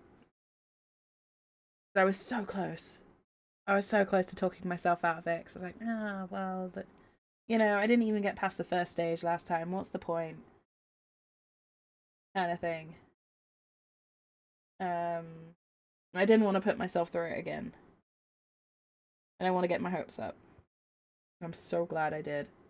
So glad I went for it. I will forever be grateful to... Well, I'll forever, appreciate Tom DeVille and Dave Jones for speaking openly about their experiences of changing careers and changing into a creative role late in life.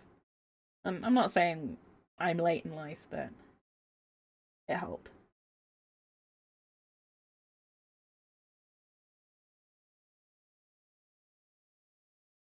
Like I said, I just wish I'd known about this sooner.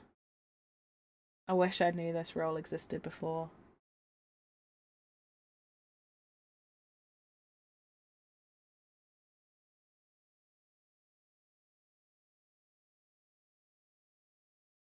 Nearly better. Does smell correct? It's close enough.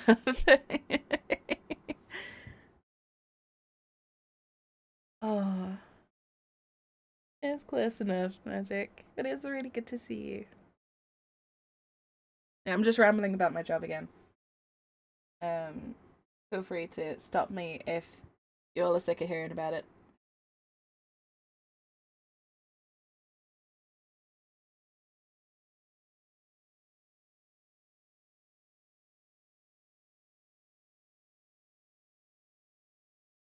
It's just being able to spend my time doing something I actually enjoy. And I put in work time on my days off. I put work time in on my weekends.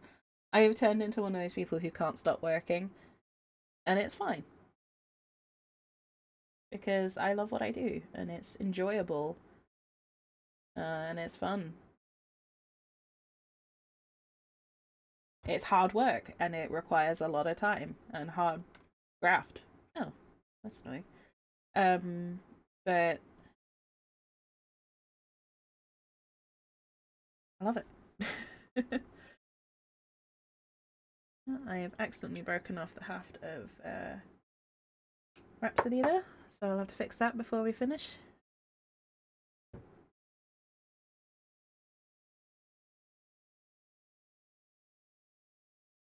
I think it's time for some gold.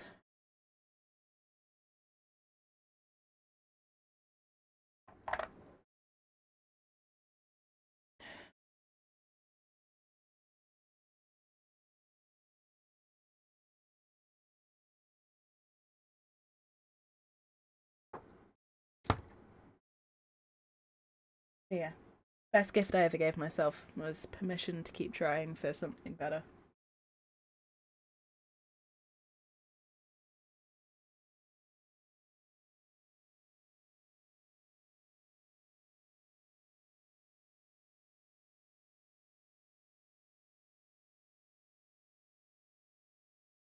Can't skip a step.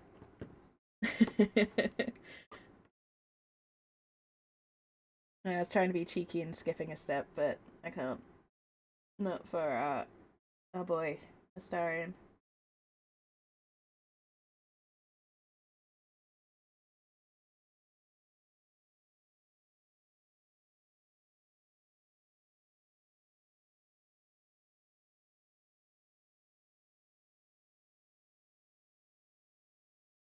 God, Mr. Farris. God. Yeah.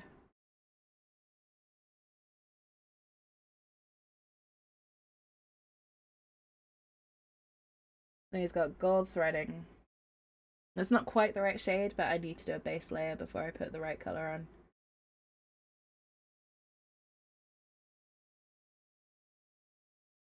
And this should help tidy up some of the overspill as well. Make it look a little bit more like the in-game model.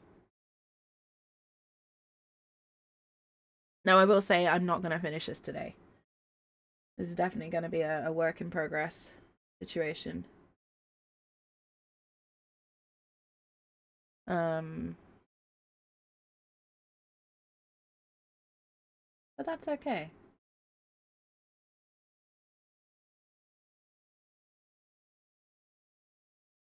I'm not in a rush.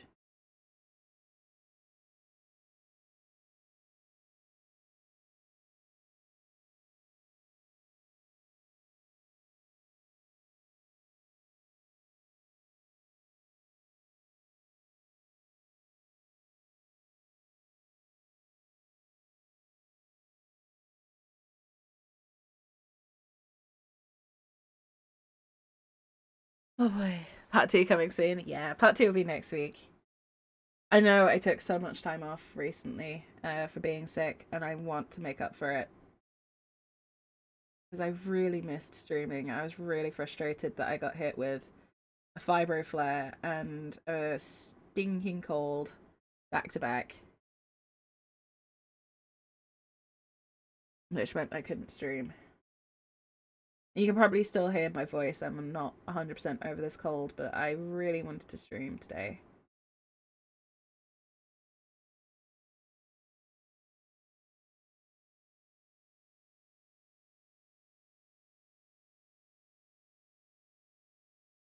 And if you can't hear it in my voice, that's good. It means the flu meds are working.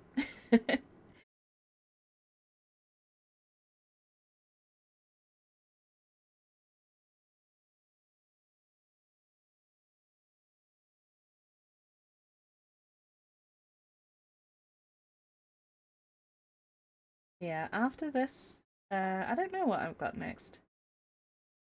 I might start on Lae'zel next. Might treat myself to Lae'zel as a birthday present. Um, and then have her next. I think I'll probably work through the companions.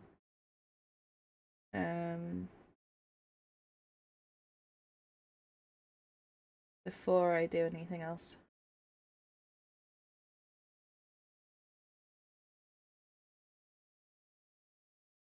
I do also have a plan for an Age of Sigmar army. Beast of Behemat. Not Beast. Sons of Behemat. Why did I say Beast? It's a big old giant boys at some point. But I need to actually pick those up and they are expensive.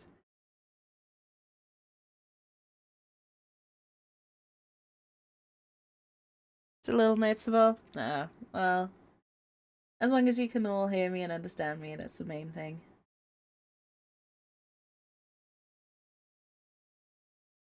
I lost my voice for a couple of days, so I wasn't able to do anything for a while.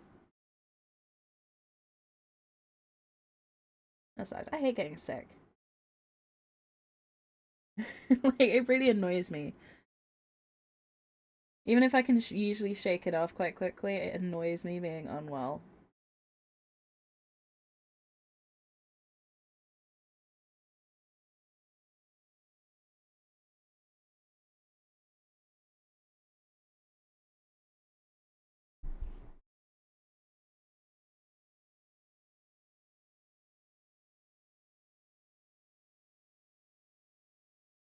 So yeah. And you do.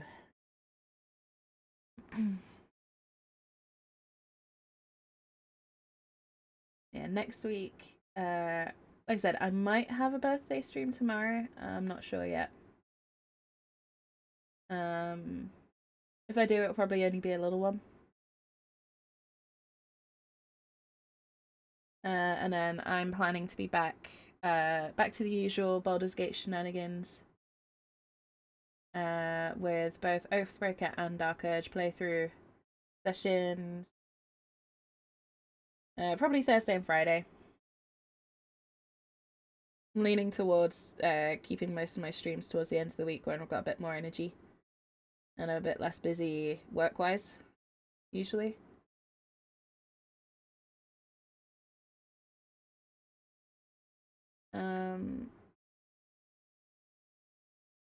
The question is, if I stream tomorrow, what do I do? Do I do Baldur's Gate? Do I paint a bit more? I probably won't paint actually, because space, if nothing else. But also I won't have the light if I stream in the evening.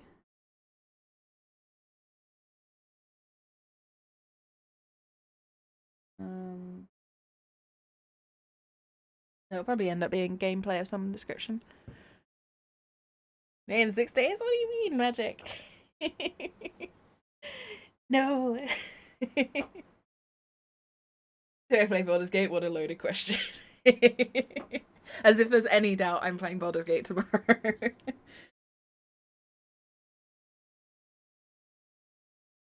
What I might do is do like a little bit of showing off of one of my other playthroughs, maybe. Or I might just do some Dark Urge, because I really, really miss Dark Urge playthrough. I really love a little bundle of chaos energy. Wild Magic Sorcerer is so much fun.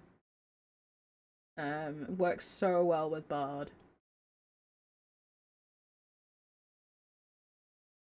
And is the exact kind of energy I wanted to bring to this Dark Urge playthrough. So I might do a bit of whiskey in 6 days. My birthday's tomorrow. Thrones. Don't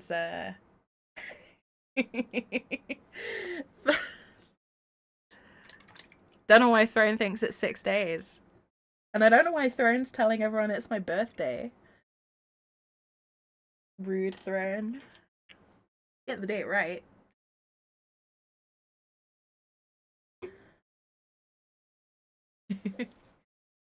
Yeah, my birthday's the 26th.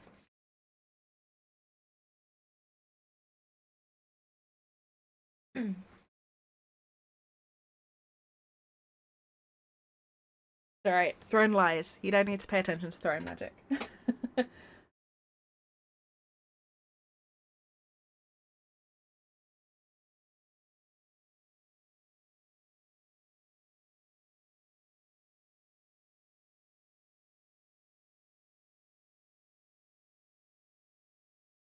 What am I doing? Sorry.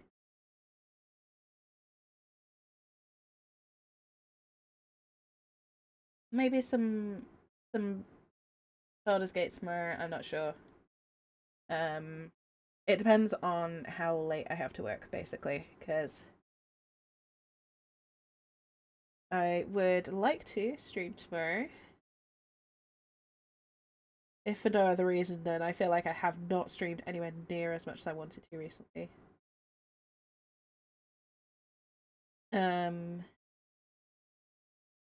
But also I want to spend some time with my partner, and we've got takeout food and wrestling planned, and I just kind of want to veg out a little bit.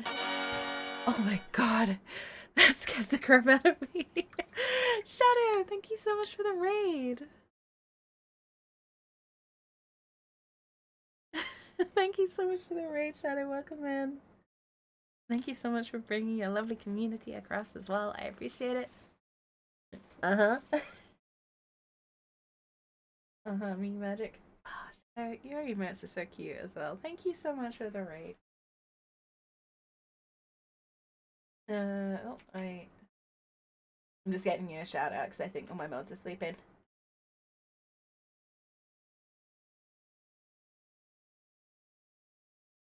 Hey, oh, you're playing Minecraft as well? Nice. I hope you had a good time with Minecraft, Shadow. Again, thank you so much for your raid. I really appreciate it. Oh, stream is going well? Yeah, we're just chilling and talking. I hope you had a good stream, Shadow. I hope you had fun. Thank you so much for bringing your lovely community over. It's always appreciated.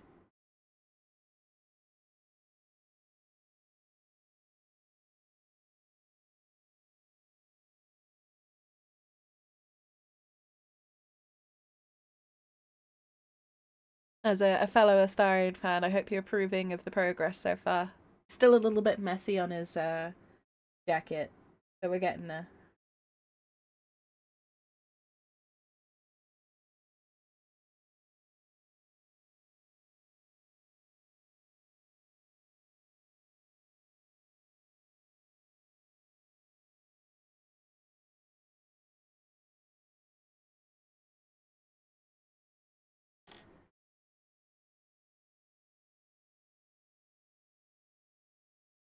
Yeah, I think I'm gonna tidy up the jacket a bit, and then I might call it in the next hour or so.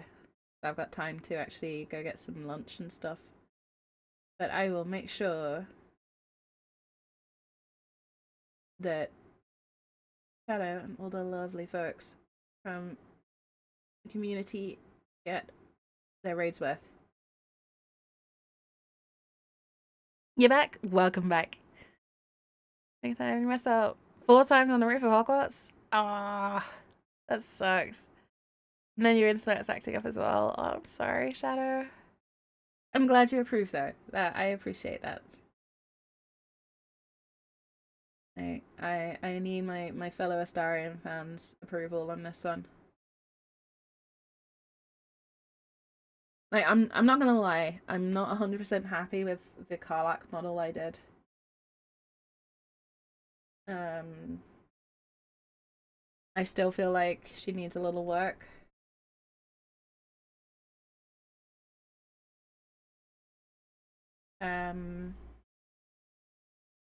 But if I do a good enough job, I'd like to be able to do one for Sam Bayard and Neil Newbon at some point. That's kind of the dream, to be able to paint models for people I admire. So like you know, if in terms of model painting, my kind of like the equivalent of winning an Oscar, I guess, in model painting would be to be able to paint models for Crit Role. For example. But also for people like, you know, Neil and Sam Bayard and, you know, Amelia Tyler and all that.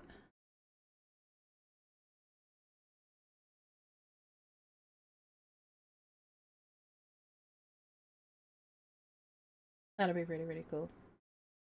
And I don't know I'd ever get the opportunity to.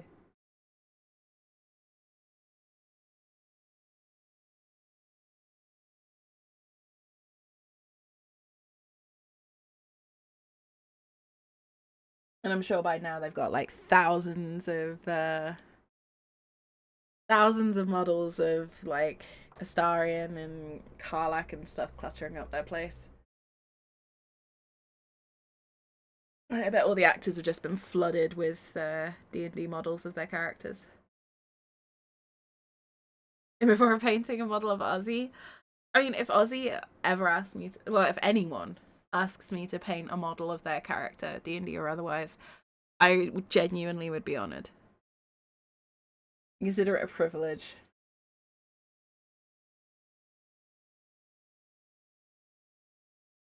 Especially if it's one they're going to use on the tabletop, because you're going to be staring at that for hours every week.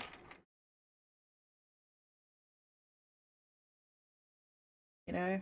Like, if you trust me to paint a model that you're going to be spending that much time looking at, I consider that a massive compliment.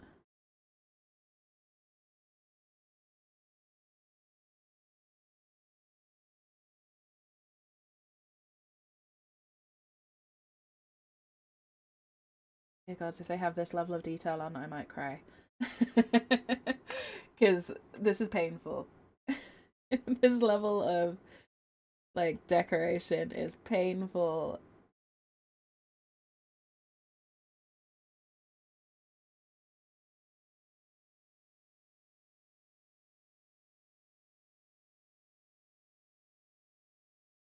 Sorry, and why do you have to be so vain?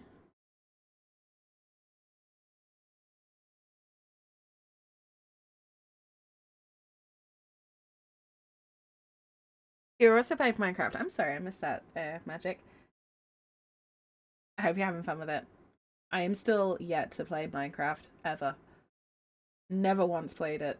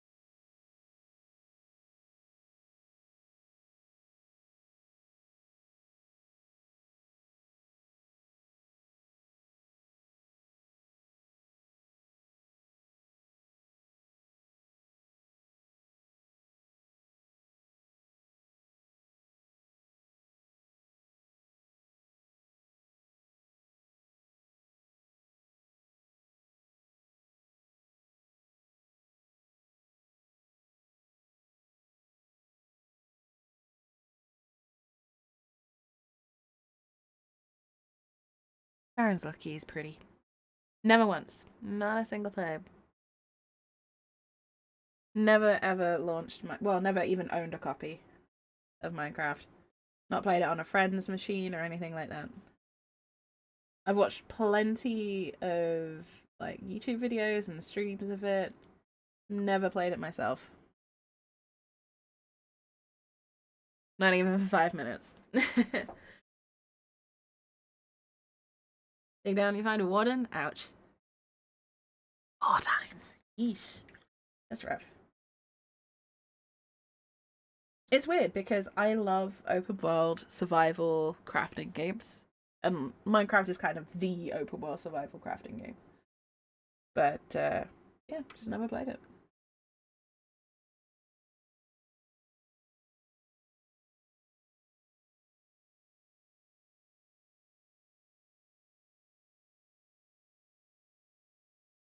And now it's kind of got to the point where it's like, well, I have other open world survival crafting games.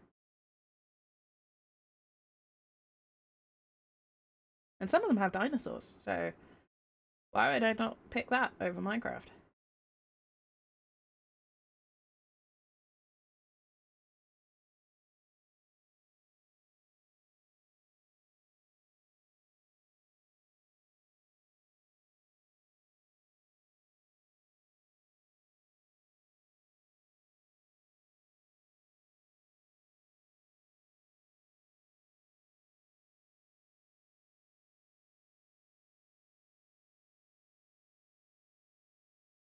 Like, oh, exactly.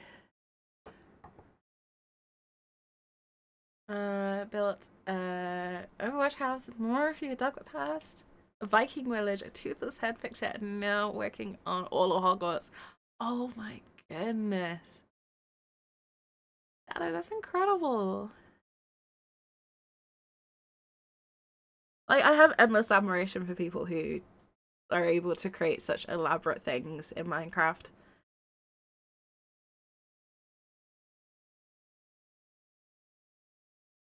Like, I couldn't do it myself. Like Ark, yeah, I love Ark.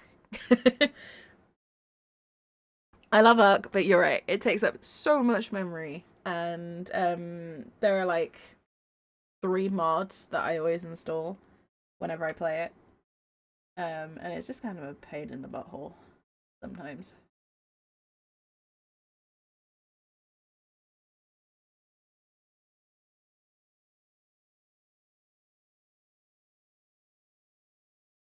But having said that, I get to have a pet T-Rex, which is pretty rad.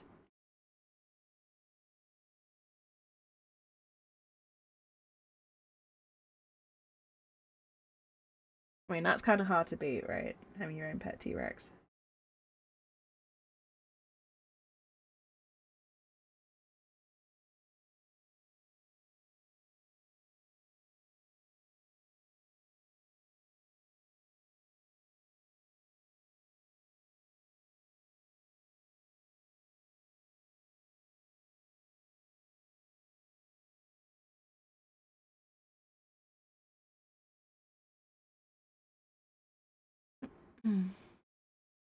T-Rex and a Giga and spiders. I love spiders as well.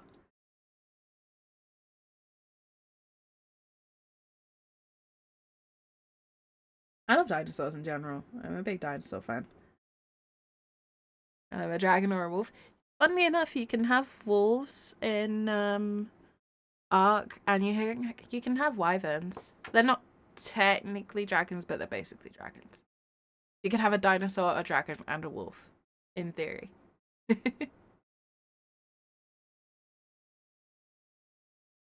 I mean, some of them are a little more challenging to get than others, but are the fun.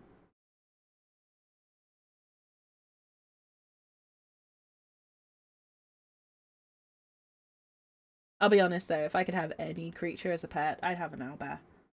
I want a pet owlbear so badly. They're just the freaking cutest thing.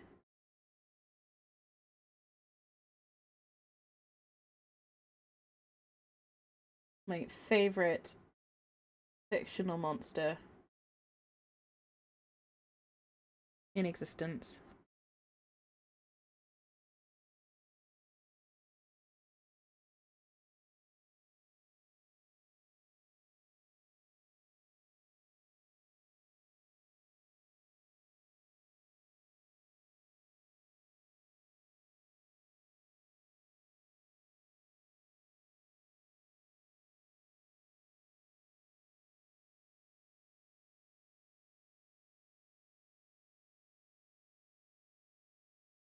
Then next expansion is going to be the desert map. Ooh. I haven't touched Arc Ascended. Mainly because I'm like, yeah, but what about Arc 2? You know?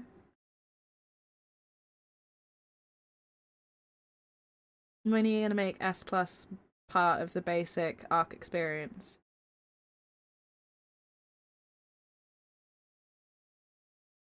S Plus being my favourite Arc mod. Thank you, Thess, for introducing me to that.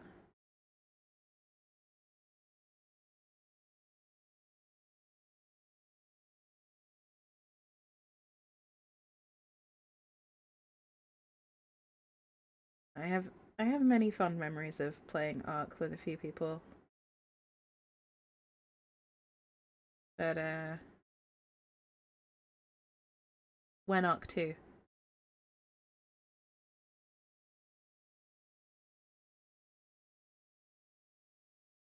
When's the Arc show coming out?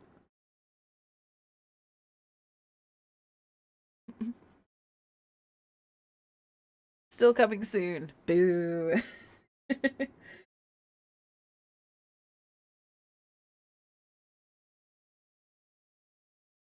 Why is that? Aw. I'd play Arc with you, Magic.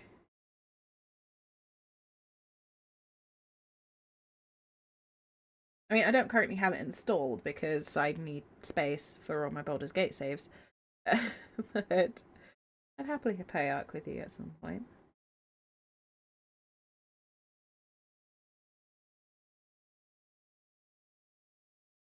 If you wanted, obviously.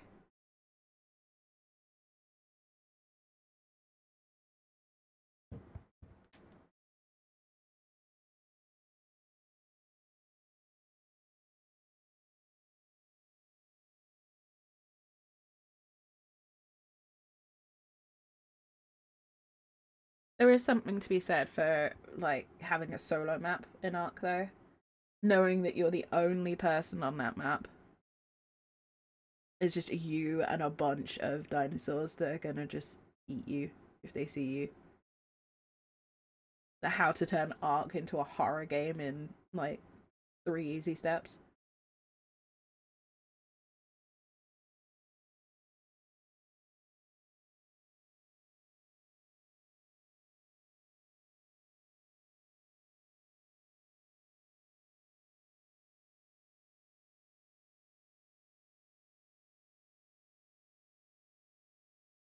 Starting to mess up a bit here. Might be time to call it soon. Fancy last 30 gig. Oof. That's rough.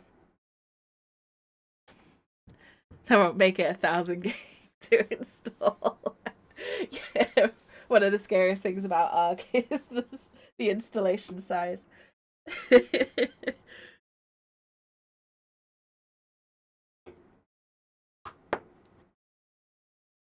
Ain't that the truth?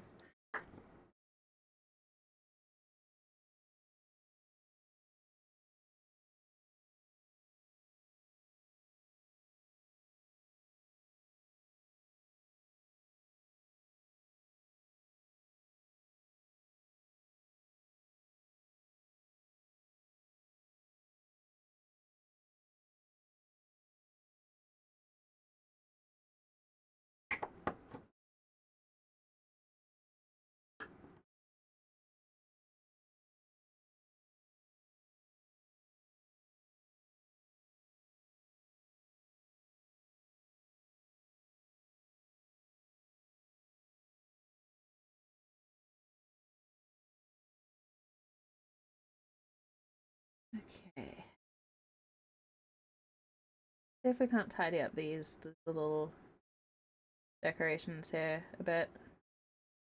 And I might call it for a bit. I need a break, I think.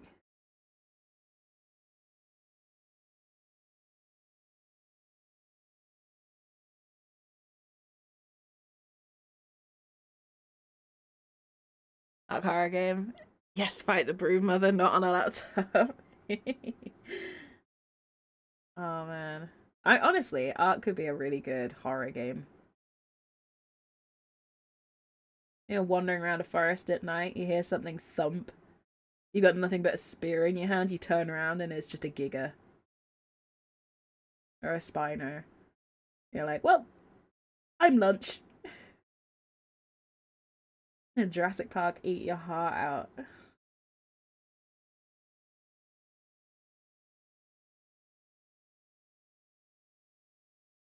Nothing beats the terror of spawning naked and spear in hand, and you run, you turn, and it's just a Carno looking at you like your dinner. Spoiler alert, you probably will be.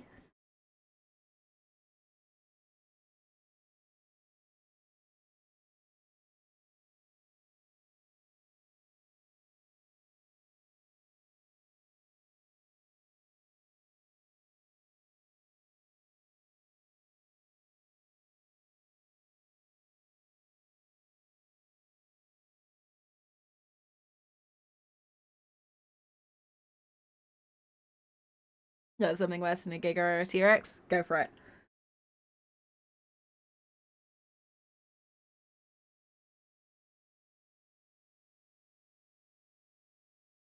Dilophosaurs are pretty bad, actually. You just hear a hiss behind you and then suddenly you're blinded. Pretty rubbish.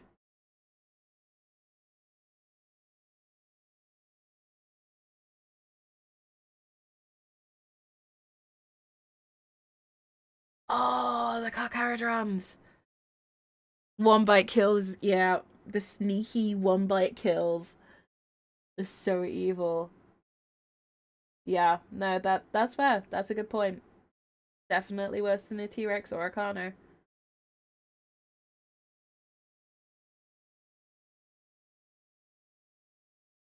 Man, now I kind of want to do hardcore survival runs on Ark. No tech gear. Permadeath. See how long you survive.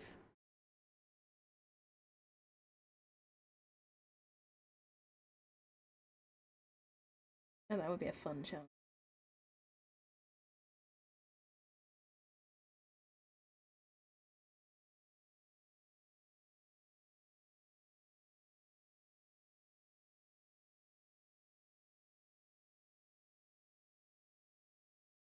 You know, if I was a full-time content creator, I would probably do that as a series.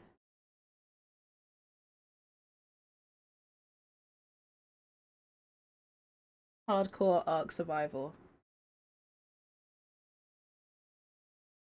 You land with a stick and a rock. Or not even that, you land with literally nothing.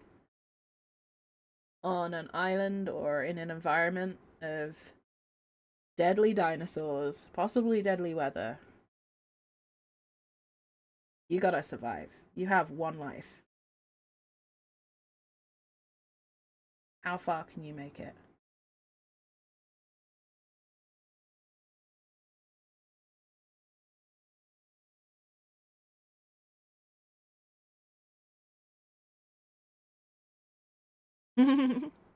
You just scream.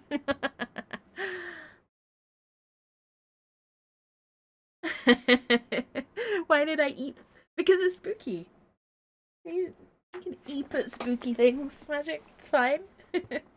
I'm not gonna judge you. Oh. I appreciate that, Magic. I meant full time. So if I did it as my main source of income and I didn't have a day job to go to. I don't know, I still feel like a hobbyist content creator, if I'm honest. Maybe it's imposter syndrome. getting in the way a bit there, but I honestly just feel like this is more of a hobby than something serious. It's a way for me to spend time with my favorite people.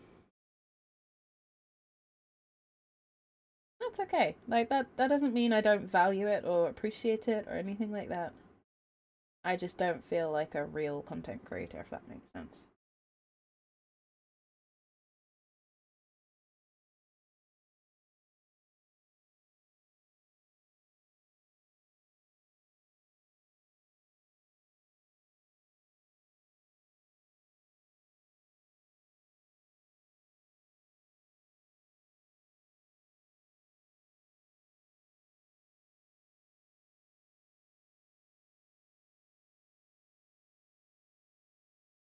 If I had more time to spend on making series and doing streams and stuff, I'd love to do a hardcore survival series of some description.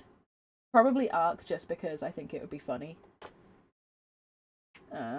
Because I die an obscene amount in Ark. Like if you think I'm bad in like Overwatch or something like that, my Ark death count is obscene.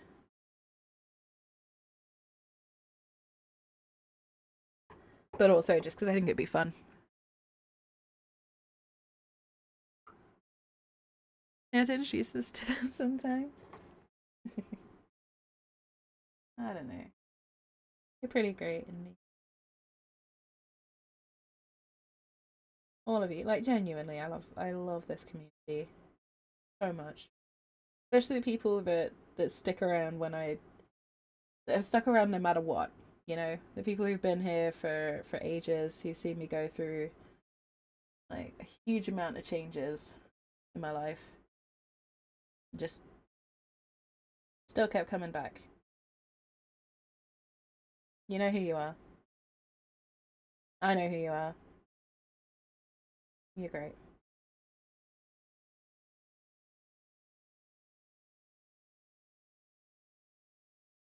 People who have stuck by me through good times and the not so good times.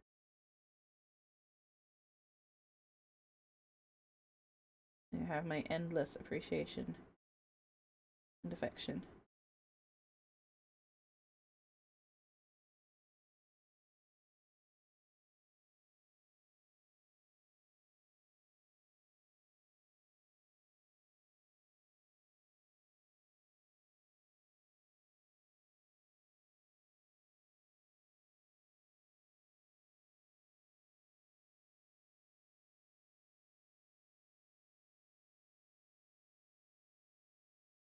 Heretic! Speaking of, I haven't seen Lefty in ages. I need to go say hi. I've been very, very bad at saying hi to Lefty. Keep lurking on his streams, and then every time I go to say something, it's like, oh, you're ending now. Okay, bye. Guys, I still haven't set that up, Indy. I'm so bad at it.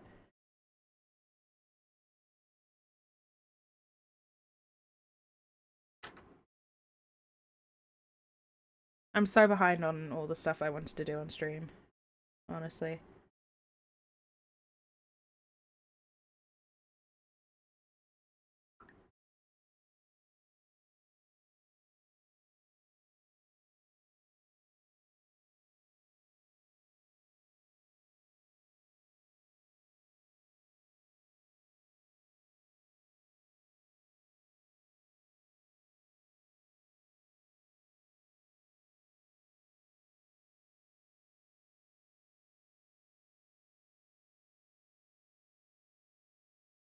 It's like I still haven't been able to fix the captions issue either.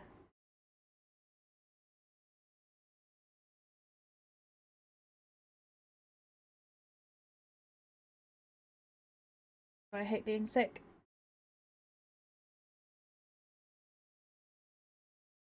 That's everything back.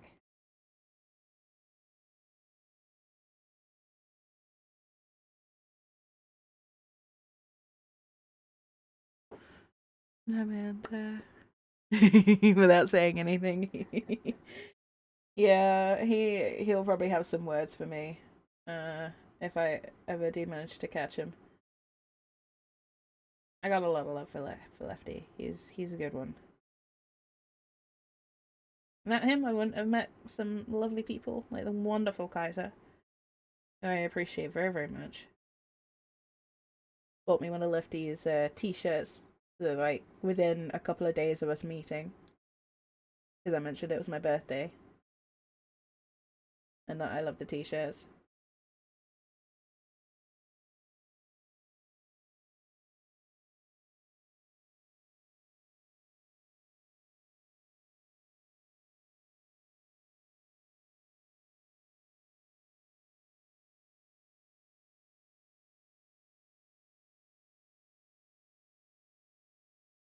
Basically, I got into a really nasty habit of just lurking on so many streams. And not actually saying anything. And I need to get better at actually talking to people again. Which sounds kind of silly. But yeah, I got really bad at just not talking. And then wondering why it feels like I've never seen a lot of my friends.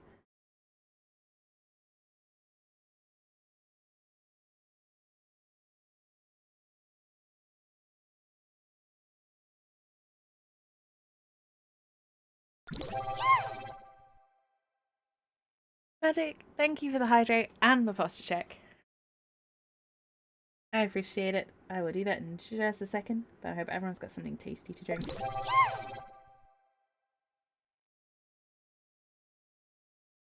Everyone's got something tasty. Don't forget to relax your shoulders, unclench your jaw, step away from the screen if you need it. Although maybe don't step away this time because I'm probably going to be finishing stream shortly. I think that's a good stopping point. I'm about halfway.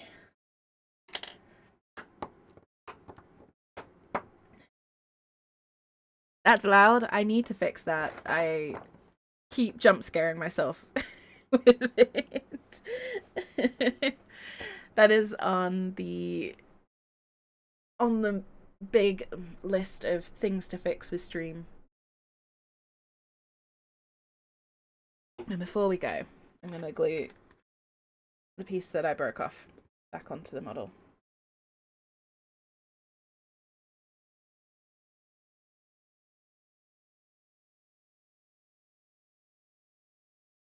And more super glue as well.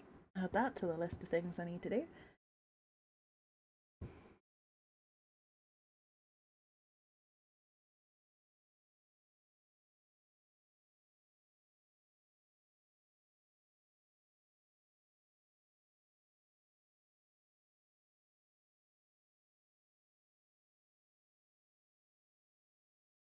Get this lined up.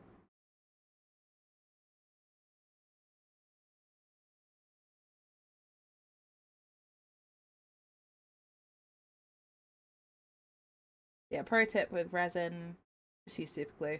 Don't try and use plastic glue or epoxy or anything like that. Most resins just use regular old super glue. I personally like Loctite, but you know, whatever your favorite brand is, because it's cheap. It does the job, and it's less likely to melt your model.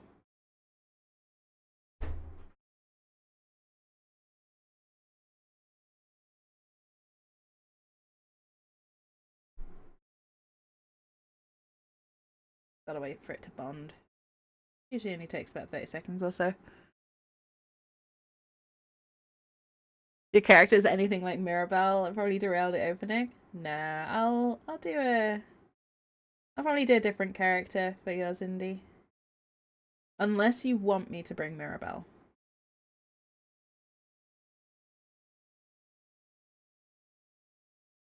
Like, if you want me to bring a specific kind of character, I will happily do that.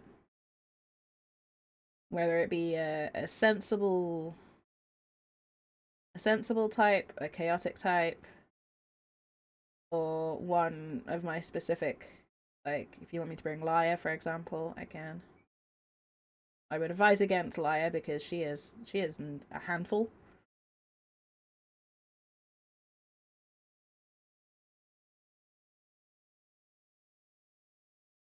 I can bring Sable along, my luck warlock.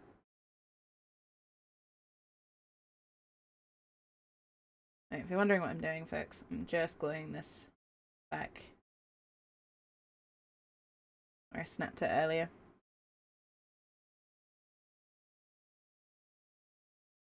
Any you pick? Yeah. Well, we're a bit closer to the time. I'll probably figure it out. I do kind of want to play a warlock, but that might be a bit mean because my warlocks tend to be a bit unhinged. But I might play something like a bard or a sorcerer. Kind of leaning towards magic users at the moment. But I'll probably just fit in with whatever the rest of the party needs. So if we've got like frontline fighters and magic users, I'll play healer. If we're missing a rogue, I'll play a rogue. I'm usually pretty easygoing with what I play, and then I fit the personality to whatever class I pick. For one shots anyway. For longer campaigns, I'm a bit more careful. But so using me, I'm sorry, magic. I'm sorry. I would never use you without your permission. Promise. But yeah, that is the start of our Astarion paint. It's a little bit messy. It's a work in progress. But we're getting there. Only Will has made a character. What's Will gone with? Wait, I'm actually gonna get to play with Will this time. That's good news. Oh.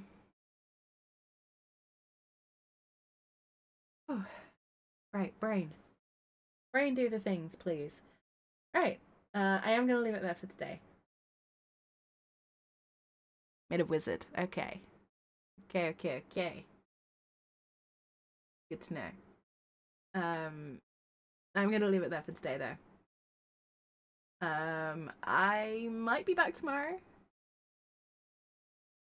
We'll see. If I do stream tomorrow, it'll probably be a short one in the evening.